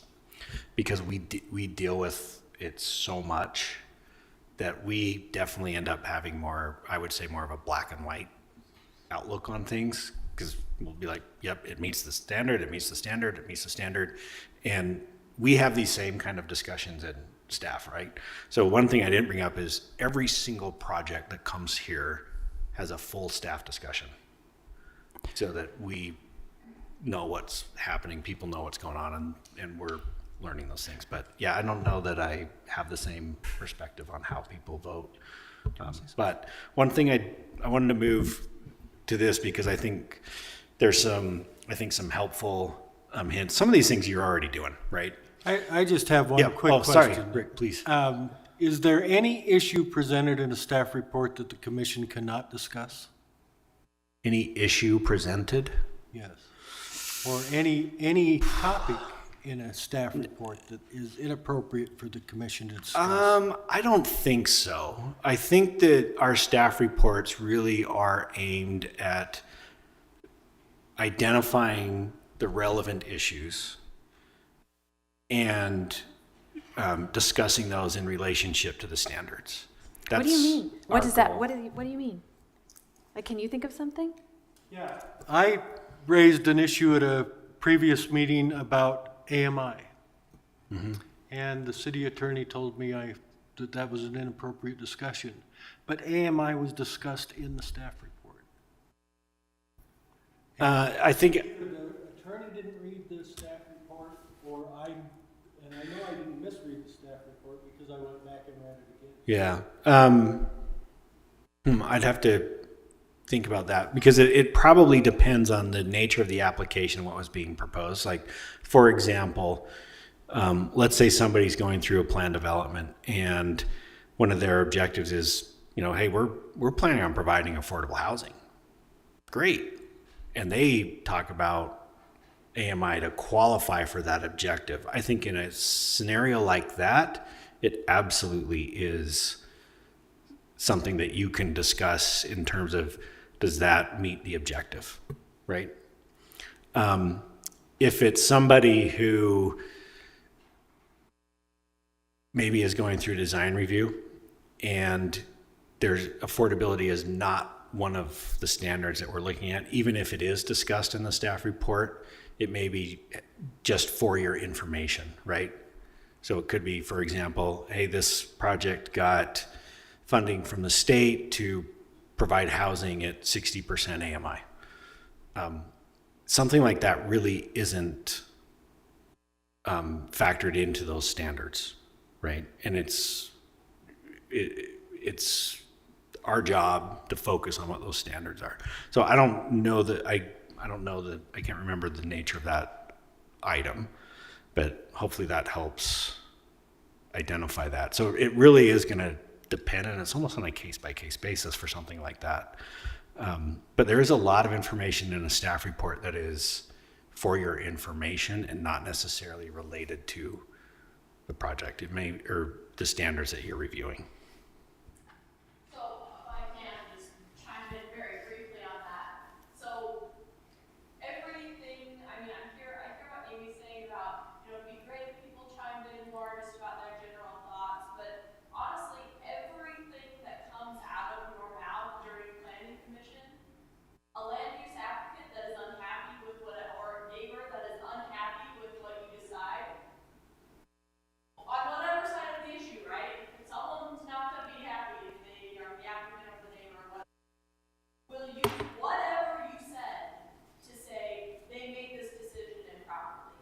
And if you're talking about something that's not a standard, they will use that, as I have done in my own litigation against the city when I was in private practice, to say they made that decision improperly because they were making that decision on this piece of information that was not relevant to a standard. So that is why the staff reports prepared by planning staff are incredible and cannot be beaten, like, literally anywhere. So that is trying to give you as much information as they possibly can to hopefully educate you about the project and give you more context than you probably need and can ever possibly digest. But it's not appropriate to be discussing things in meetings, or can be interpreted by people not to be appropriate to be discussing in public meetings because they think that reflects why you decided in a certain way. And if that what you are discussing is not connected, particularly when it's not connected to the standard. I think one good example of that is, are you going to rent these and for how much? I have heard that question so many times. The AMI, I don't know the context of that one, but I think Yeah. I think another one I've heard, just as another, and maybe I'm wrong, you guys can tell me if I'm wrong, but I think another one I've heard is this going to cost you more to develop? Or is it not going to? I mean, the cost on either side is nothing that we consider at all, because we're just looking at the standards. That's it. A clarifying question kind of in that direction.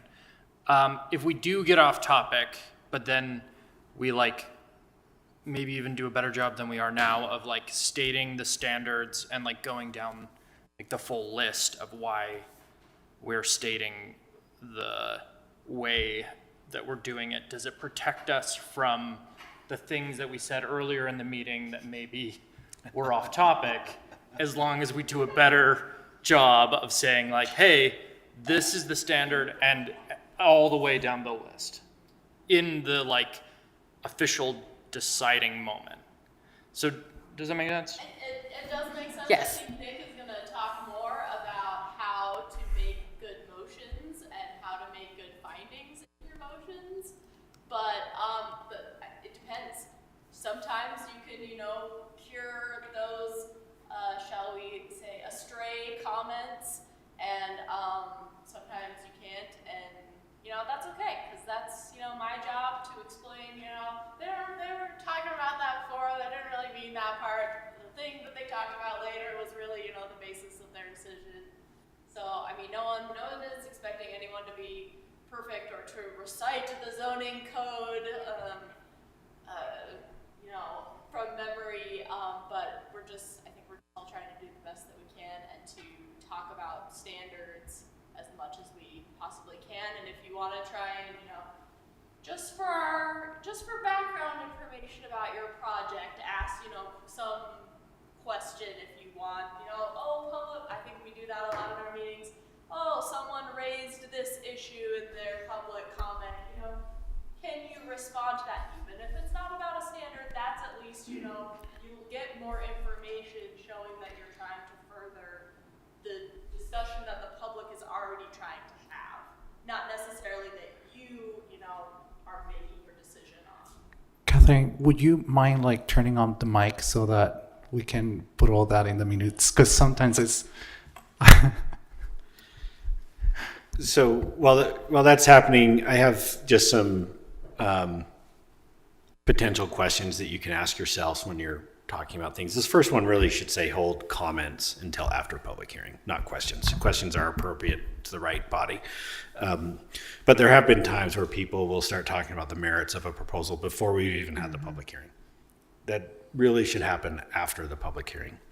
I think it's always good to ask yourself, like the first question is, does the proposal comply with the standards?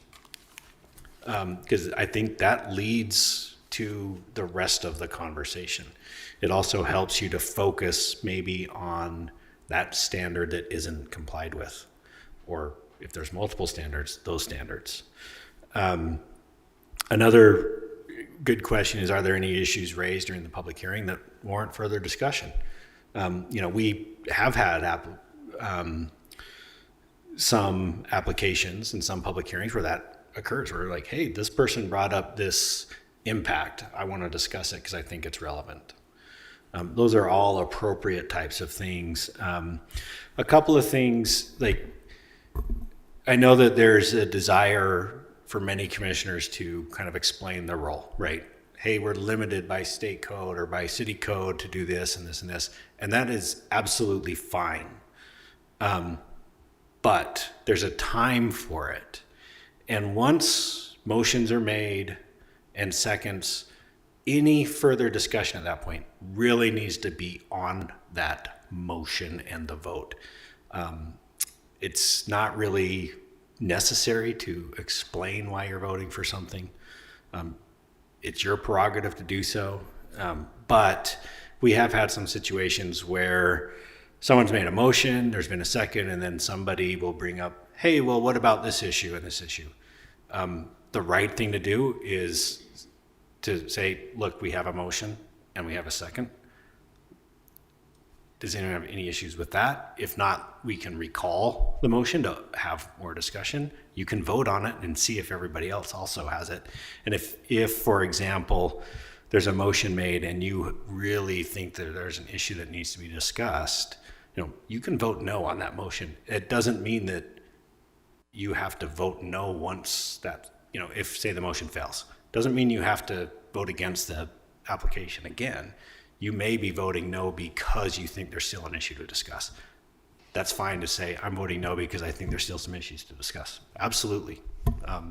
Do those kinds of things. But when you vote, if the motion passes, even if you say, I think there's more to discuss, if everyone else doesn't, it doesn't.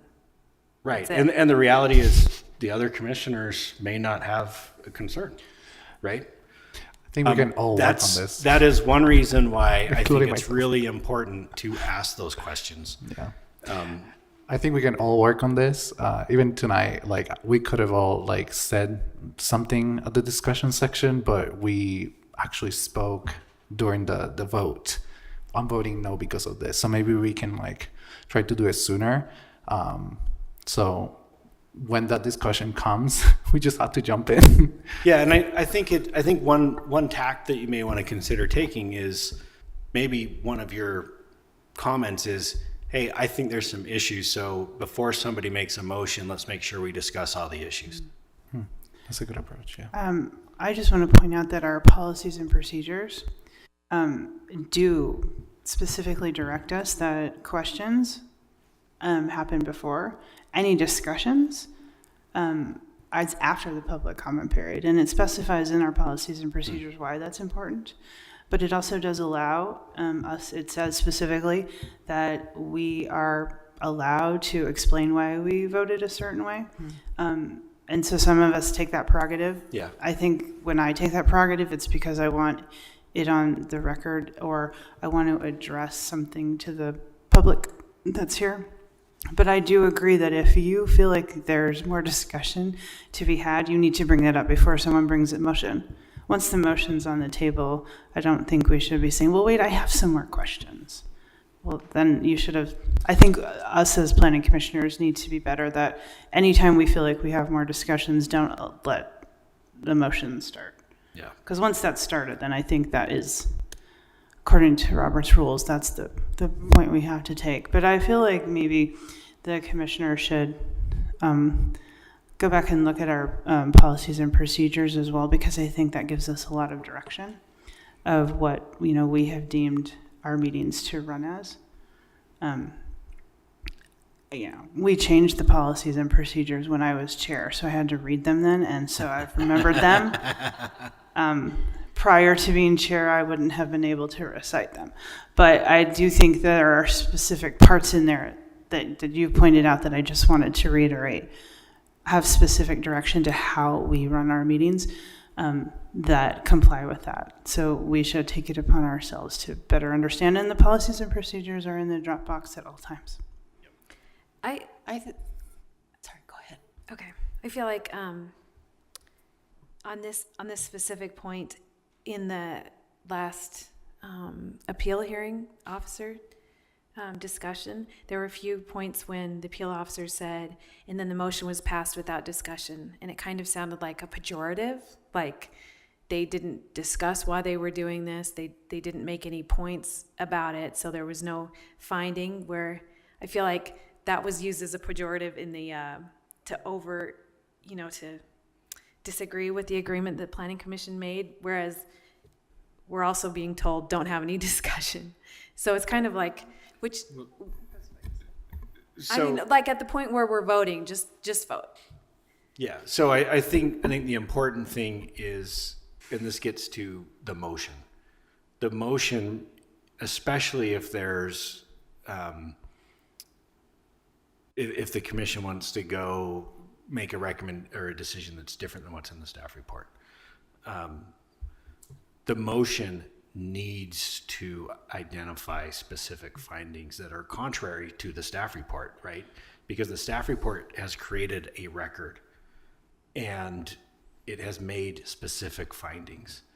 And so if we have findings that conflict, that new finding that the commission may make has to be based on something that was presented or heard at the meeting, or discussed prior. And so that is, I think when they're saying that, is it's not discussing it at the motion, it's discussing it prior to that, if that makes sense, what I'm saying. That makes sense, but in my, like I watched the meeting, I wasn't at the meeting, but I watched it a couple of times, and I read the paper, and it seemed like there was a lot of discussion that was kind of discounted because of when it was had. It feels like to me in that appeal decision. And it's because the motion didn't actually go back to it. Well, okay, so then the other thing I'm thinking is, like, none of us are, like, what is it called, the person who runs the Robert's Rules of Order? Facilitator? Yeah, we're not, like, that's not our job, right? So coming up with a motion quickly that makes sense, there's a lot of, like, time pressure, like, everyone's staring at you. Yep. Like, I know this is what I want to say. Could I take a second could I ask the attorney to help me refer back to what I'm trying to look for? Or, could I get some help to make a better motion? Could I take a second to do it? Last meeting, we had a consecutive motion from approval of a plan development, and I wish that we had that there, because I know it makes so much sense for you guys to say, oh, you just refer to this. But as someone who speaks 4 languages, sometimes I get lost between the weeds. Mm-hmm. So I was like puzzled by that. So if there's something like that where it's a consecutive motion that will refer to the previous approval of a plan development, it will be really nice to have that tied out. Okay. And then from something that Amy mentioned, Commissioner Amy mentioned about like the appealing officer is we did provide findings. The finding was that it was not compliant with the height. So I am a little bit lost because we did verbatim specify that. So I'm a little bit confused about what type of other findings are we So missing? let me touch on making findings. So I think it's important to remember that even if the Planning Commission disagrees with our recommendation, we are there to help you. Yes. And if the commission doesn't feel like standards are met, it is absolutely appropriate to ask us for help, to give us direction, to say, hey, we want you to go, we think that this finding actually isn't met. We want you to go back and come up with the some information as based on what we think to create that record for that finding. It is completely your discretion to do that and table something until we bring that back. So that is completely acceptable. I think making findings on the fly, it's hard for us and we write them every day. That's right. It is And really difficult. so I would suggest that the appropriate course of action would be to give us direction on what you are thinking and have us go prepare something for you as the commission to make those findings. I feel like there's a lot of, like, one of the like a big pressure for us is to get stuff done, right? Like you have to finish this entire agenda this time. And if the meeting goes till 9:30, everyone's going to be mad. And if we table something, like last time the applicant talked us out of tabling about to something. say We were that. going to table something and the applicant was like, you can't. gonna take too long. It's taken too long. So We need help from somewhere. Like we either need to, if we say let's table it, then that needs to be an accepted answer, or, like the applicant can't sit from the table and say you can't table it. the appropriate thing to do when you've entered discussion is ask the applicant to go sit in the audience. Yeah. They should only be coming up to participate if you invite them. Can we make that we like can a help. standard for like this, Yes. like aware, Yes, 'cause- that's part of facilitating the meeting is like, thank you, give them the opportunity to respond to public comment and answer any questions. But at that point in time, it is entirely appropriate to say, thank you, can you please go have a seat in the audience while we discuss this item? Sorry. And I just want to reiterate, it is, if you feel like we are, at the staff side, pressuring you to get things done, just tell us. Just say, hey, I think you're pressuring us to get this done. We really think that this requires more attention and we want to table it. We have very thick skin. Yeah. And we want, Sadly, we do not take offense to any of that stuff. If you disagree with us, we do not. We don't, that doesn't get to us. Our job is to provide you with the information you need to make the best decisions that you think you can make based on the information presented. And if you don't feel like you have the right information presented to do that, tell us to go get it. Okay. Does that help? I'd like to hear that our priority is creating beneficial development. That's the priority for a planning commission, and not just getting through an agenda, not making comments, not tabling things, having stuff. I mean, I realize some of the stuff we do is super time intensive. Like we have to have this rule made by April 1st, but sometimes it feels like the higher priority is, could this meeting end before 7:30? Like, let's have a race to see if it ends before 7:30 when there's still stuff that somebody's thinking about or somebody's talking about. That's, Yeah. If we have some sort of a proposal in front of you that is very time sensitive, we're going to tell you it's time sensitive. Just like we did with our goals night. We have a September 1st deadline to get zoning in place for an entertainment district or an arena, which we have no idea what's proposed yet. So imagine that, right? Like, all right, how are we going to do that? So that's something that we're going to get in the next probably 2 to 3 months. But when we get to planning commission recommendation on those things, we're going to have to fly through that. And so that's on us to make sure that you have the information you need so that you can do your job, and we can do it in a way that allows the city the opportunity to achieve that deadline. All right. Are there any other, one thing that, the next thing we wanted to give kind of it's kind of timely because you guys brought up appeals. But we wanted to do a kind of an appeals 101 because just like some of the other things we talked about, you probably are not fully aware of the appeal process and how it works and everything that goes on. So I'd be happy to take over there. Ayla breeze through Yes. this. Well, we have 4 appeals hearing officers right now, all land use attorneys, which is great because this is Small Lake City and there's always going to be a conflict. So now we have 4 folks. They serve on a rotation, just to let you know. You know, we pay them from our budget, and we just rotate through. They see what's coming up and they let us know if there's ever a conflict or if, and then we just go right to the next person, right? If Matt has a conflict, we go right to Mary. But what can be appealed, and who can do it? Any final decision that you make can be appealed, as you know. If you make a recommendation to the city council, that's just a recommendation that cannot be appealed, right? So your conditional uses, design reviews, plan developments, all can be appealed. And by whom? The applicant. Okay, the applicant, if they don't like your decision, they have 10 days, 10 calendar days to appeal that to our office, or any other party that's impacted by that decision. Why do we have appeals? Oh, we could tell so many stories about when we had a zoning board of appeals when I first started here, but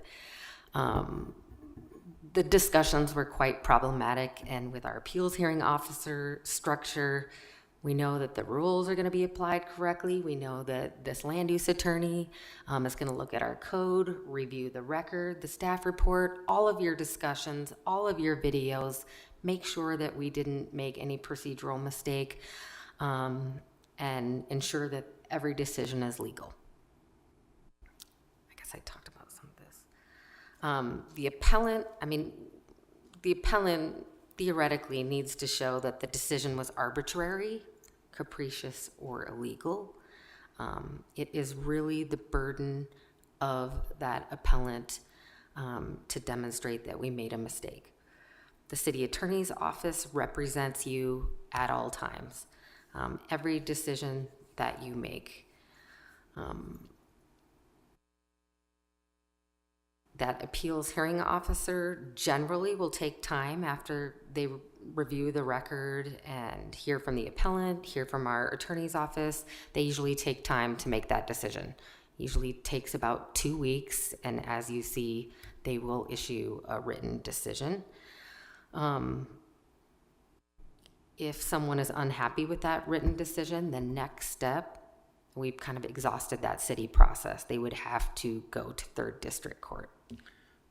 One thing real quick I wanted to make sure that people are aware of is this on the record review and what that means. So that means that the appeal hearing officer can only consider the exact same information that the planning commission did. So nobody can present new information when they're appealing your decision. So Thank you for that. That's a really important component there, because it would be very unfair for somebody to say, oh, I got this report here that I just discovered that wasn't presented to the planning commission. The hearing officer can't even consider that. And just, Closed are record. appeals like they are in court, where at that point it's purely like a legal thing of like the process, and it's not actually about the question we answered. It's about the process we followed, right? Well, kind of. I mean, the appeal hearing officer can make a decision as to not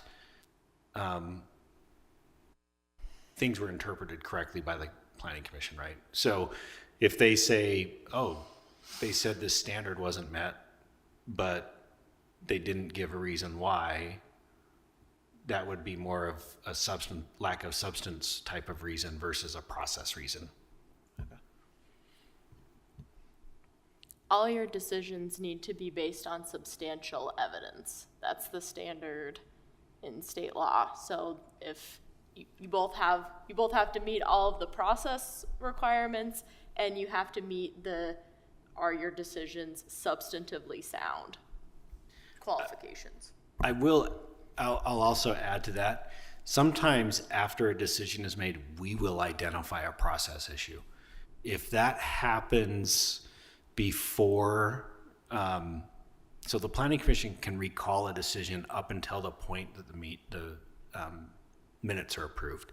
And so we have had situations where we've said, hey, wait a minute, we think there's a process issue. We want you to recall your decision. We will communicate that usually to the chair, so that it's on there. And sometimes we'll talk to the applicant who's like, hey, I'm going to appeal this, and we will actually instruct them, file your appeal in case to ensure your appeal rights in case the planning commission decides not to recall their decision, right? Because we don't want to give somebody information that it's like, oh yeah, we'll get this recalled, and then it not happen, right? Because we can't speak for the commission. So that's a rare situation, but it's something that we look at. The last time we had it, for those of you who remember, was the Bueno Ave plan development, zoning change and plan development of 7th East, where we asked you to recall a decision. The appeals hearing is a public meeting, but it doesn't always have a public hearing. But sometimes it does. It's a public meeting, but it doesn't have a public hearing for your decision. I feel like It's closed. the Historic Landmark Commission, sometimes they have public meetings on their appeals hearings. I mean, public comment, never. There's no public comment during the No, appeals. if Okay. there's already, the rule of thumb is, if an item's already had a public hearing, there will not be one at the appeal. There are other appeals that go to the hearing officer that don't For come sure. to you. So our decisions can also be appealed. Those are the ones that have a public hearing. Yeah. That's a good question. Good. Okay. Your the hearing officer can affirm your decision.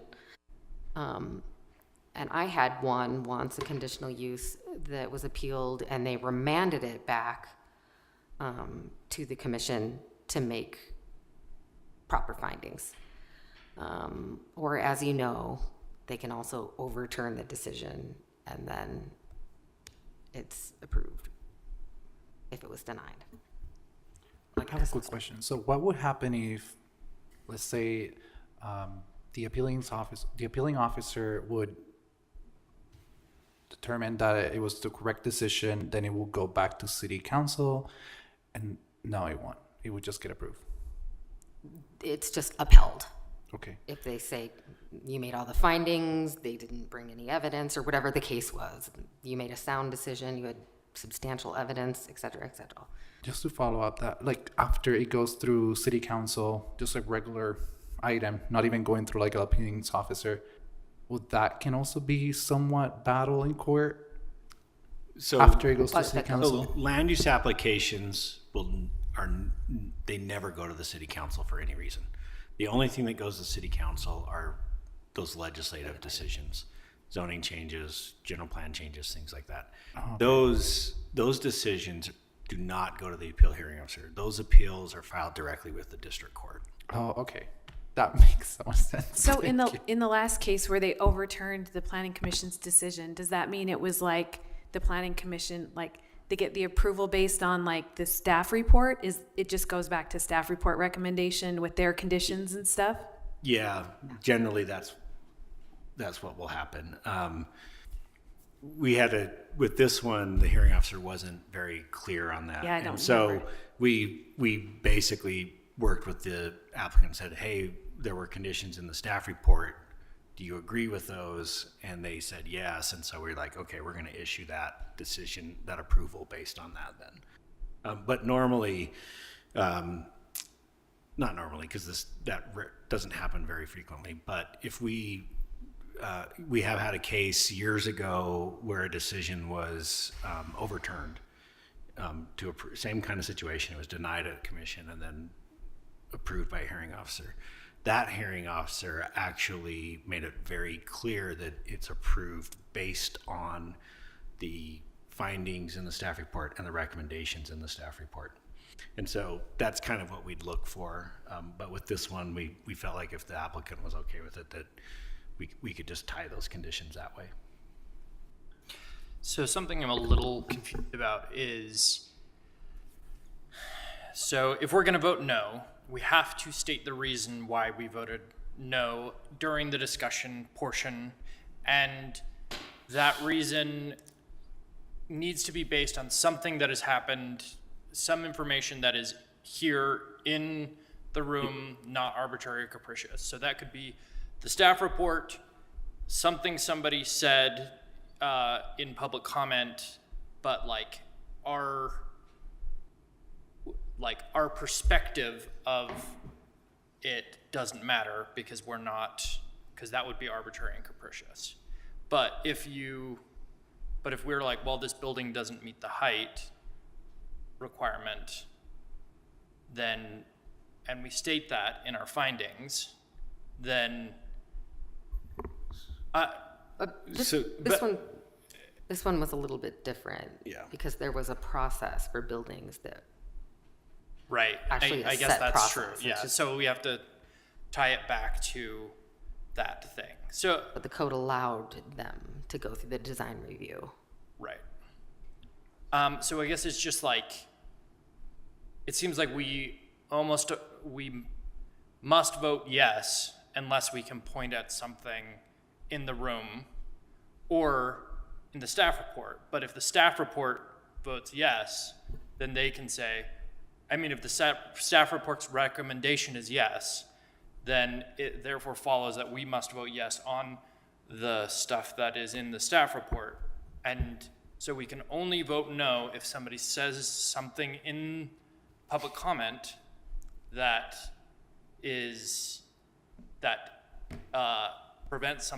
says something about why we're saying no. Did that make sense? Yeah, Yes, it makes that- sense. Go ahead. Oh, I was going to say, or your other option is to say, hey, we think there's probably evidence out there that this does not comply with this specific standard. We want you as staff to go do some research, provide us with that if you can, and come back to us. And so, for example, even though that appeal was, everyone knows what happened with it. Yeah. Technically, it could still be appealed to district court because they have 30 days to do that. But knowing the situation, that's not going to happen, right? The city's not going to appeal that decision. But so in that specific case, the motion referenced that that there was not evidence presented that the proposal complied with essentially the purpose statements. However, there's a whole discussion in the staff report about how it did. And so this gets back to that substantial evidence. There actually was substantial evidence to say that it complied. And so in a situation like that, the right action, if the commission doesn't think that it's met, would be to say, hey, staff, we disagree with what you found. We want you to go back and better explain why it complies. So for example, and we've had this discussion at the staff level on this specific thing. The purpose statement says something about, the D1 zone creating basically almost a 24/7 type of population, right? It's super dense, etc. So one thing that could have been asked of us, and we probably should have put this in the staff report, but what is the density of the project compared to other projects in the downtown? Because then you could have said, what qualifies as high density? That particular project, I think, was around 130 dwelling units per acre, which is pretty high. By every definition in our general plans, that would be considered high density. And so if you gave us that direction, we may come back and say, this meets what the city has already defined as high density. And so that would be like, oh, okay, well, we can't use that then. What else is there in that purpose statement that we could look at? So that would be an example of how to maybe handle that. I think with that particular case, I think one of the things that was overlooked is that the city council, when they adopted the D1 regulations, and by adopting them, made it very clear that they think buildings under 100 feet in height are appropriate in the D1 zone, provided the design review standards are met with, or complied with, right? And so that's the view I think we have to have on that, is that the city council, by adopting that, directed us how to apply the ordinance. And we have to assume that that was intentional, right? And it was, because we collectively in this room participated in establishing that. And if you remember, if that came in a year ago, there wasn't a minimum height that applied to that area.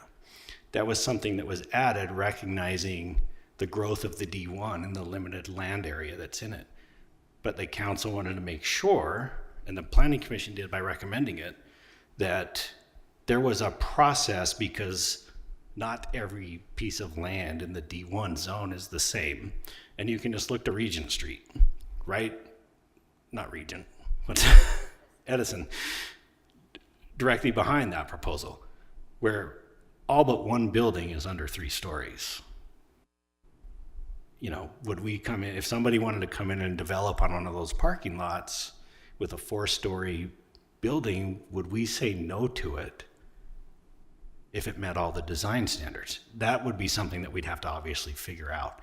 But hopefully that adds some context in maybe a thought process. And that's the thought process that we went through when we came up with our recommendation.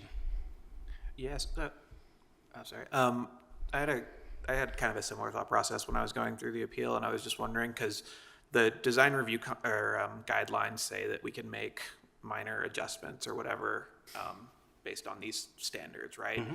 And so we're supposed to go back to the standards. I think for me, the idea is that dropping it down to where it could be a 5/2 construction isn't a minor change. But it sounds like you're saying that it actually, conceptually, they could come in and say it could be 50 feet and that's not a problem. If they meet the standards. And otherwise, the city council would not have established that process, right? If the city council decided, you know what, no, we don't want the 5/2 construction, because, you know, that's a building code thing, not a zoning code thing, but they can set the heights to essentially eliminate that. And they would have done that. If the city if collectively the city wanted that to be the case, they would not have put in a process to approve something less than that. Okay. Nick, would Plan Salt Lake and Thriving in Place and any of these reports that are within or embedded in those staff reports be sufficient? Or do we also have to find other findings in the code, or would those suffice? The Plan Salt Lake, Thriving in Place, whatever is in question, depending on the item. Yeah, so it depends on the items and the standard. So let's So say those standards that refer to the general plan in Salt Lake consists of all of those things. It's Plan Salt Lake, it's every community plan, it's our transportation plan, our housing plan, et cetera. Those are all considered collectively our general plan. And so if there's a standard the standards that do relate to the general plan, that's when it's appropriate to consider that stuff. There's usually only one standard for each of our process that refers back to the general plan. Design review might be a little different, because it does talk about, in the other standards, how different plans define walkability and appropriate building heights and things like that. And so we would mix those into those, and that's one of the reasons why design review is really complicated. But yeah, that's Yeah, we even look at like the building footprint and everything on those. No, I asked that question. Can I invoke like a previous item from like September 2023? Can we talk about that? Are we allowed? Maybe. Yeah. Okay. Well, it We was. might not be able to remember it, but I remember it. I don't have any emotional attachment to any of this, but I remember it because it was one of my very first ones. But there was an item for historic preservation, and we used as a finding Plan Salt Lake, and that went through. It was actually a denial, and that was it. So I wonder, like, that was in the staff report, and then that kind of like suffice as enough of findings, I guess. It was all about air quality, and You made a negative recommendation for historic district. yeah, okay. This is good. Thank you. Parliamentarian was the role I was trying to think of that runs kind of the meeting. So I love the idea of a non-commissioner doing that role, because I think that somebody who's really good at it and strong I like that idea, to have a parliamentarian run the. We can have it to as facilitate the the meeting. UK Parliament, where everyone just talks at the same time. I'm kidding. So I hope everyone has taken has a clear sort of idea of, if you don't agree with staff, that is totally fine. And we want you to be thinking critically about how to apply the standards and what you think is fair and what you think is meeting the policies of the city. But it is completely true. I completely agree with Commissioner Barrows. It is very difficult to, in a meeting live, come up with findings that don't comport with what staff has found. I mean, the staff reports are the best thing because they are completely your shield. They are written so well and they are so thorough, and they, interact with the standards so well that it's really, when you agree with staff, it's really hard to get that decision overturned, because they're just that strong. But if you don't agree with staff, I totally agree with Nick that your best option is to get stuff put in give direction to staff to have the staff report reflect the direction that would give you the findings and the record in the staff report to go in a different direction. And because doing it, contemporaneously in a meeting is very challenging. At 8 o'clock at night, Yeah. or whatever time. Well, so I think the next thing we're pretty much wrapped up, but I think it would be helpful for us to know what to bring back. I think and maybe I can help by recapping what I think I've heard is, there is some desire to consider changes to the conditional use process, some options with the other things, whether it's with plan developments, having some sort of similar community benefit type of requirement, but also addressing the thing that is one of the real common triggers are like the lots behind, the buildings without street frontage, or lots without street frontage when it's like townhomes and things like that. And something similar to that with design review, where it's like maybe there's a number of different options that could range from changing what comes to the commission, but also, and maybe more importantly, looking at what we allow to be modified through the design review process. And then with like the whole chair thing, I don't know, do you want us to do some more research on that and bring something back for you guys to consider? All of those things, because it will probably require some code change. So we're happy to do it, especially if it helps us get to some of the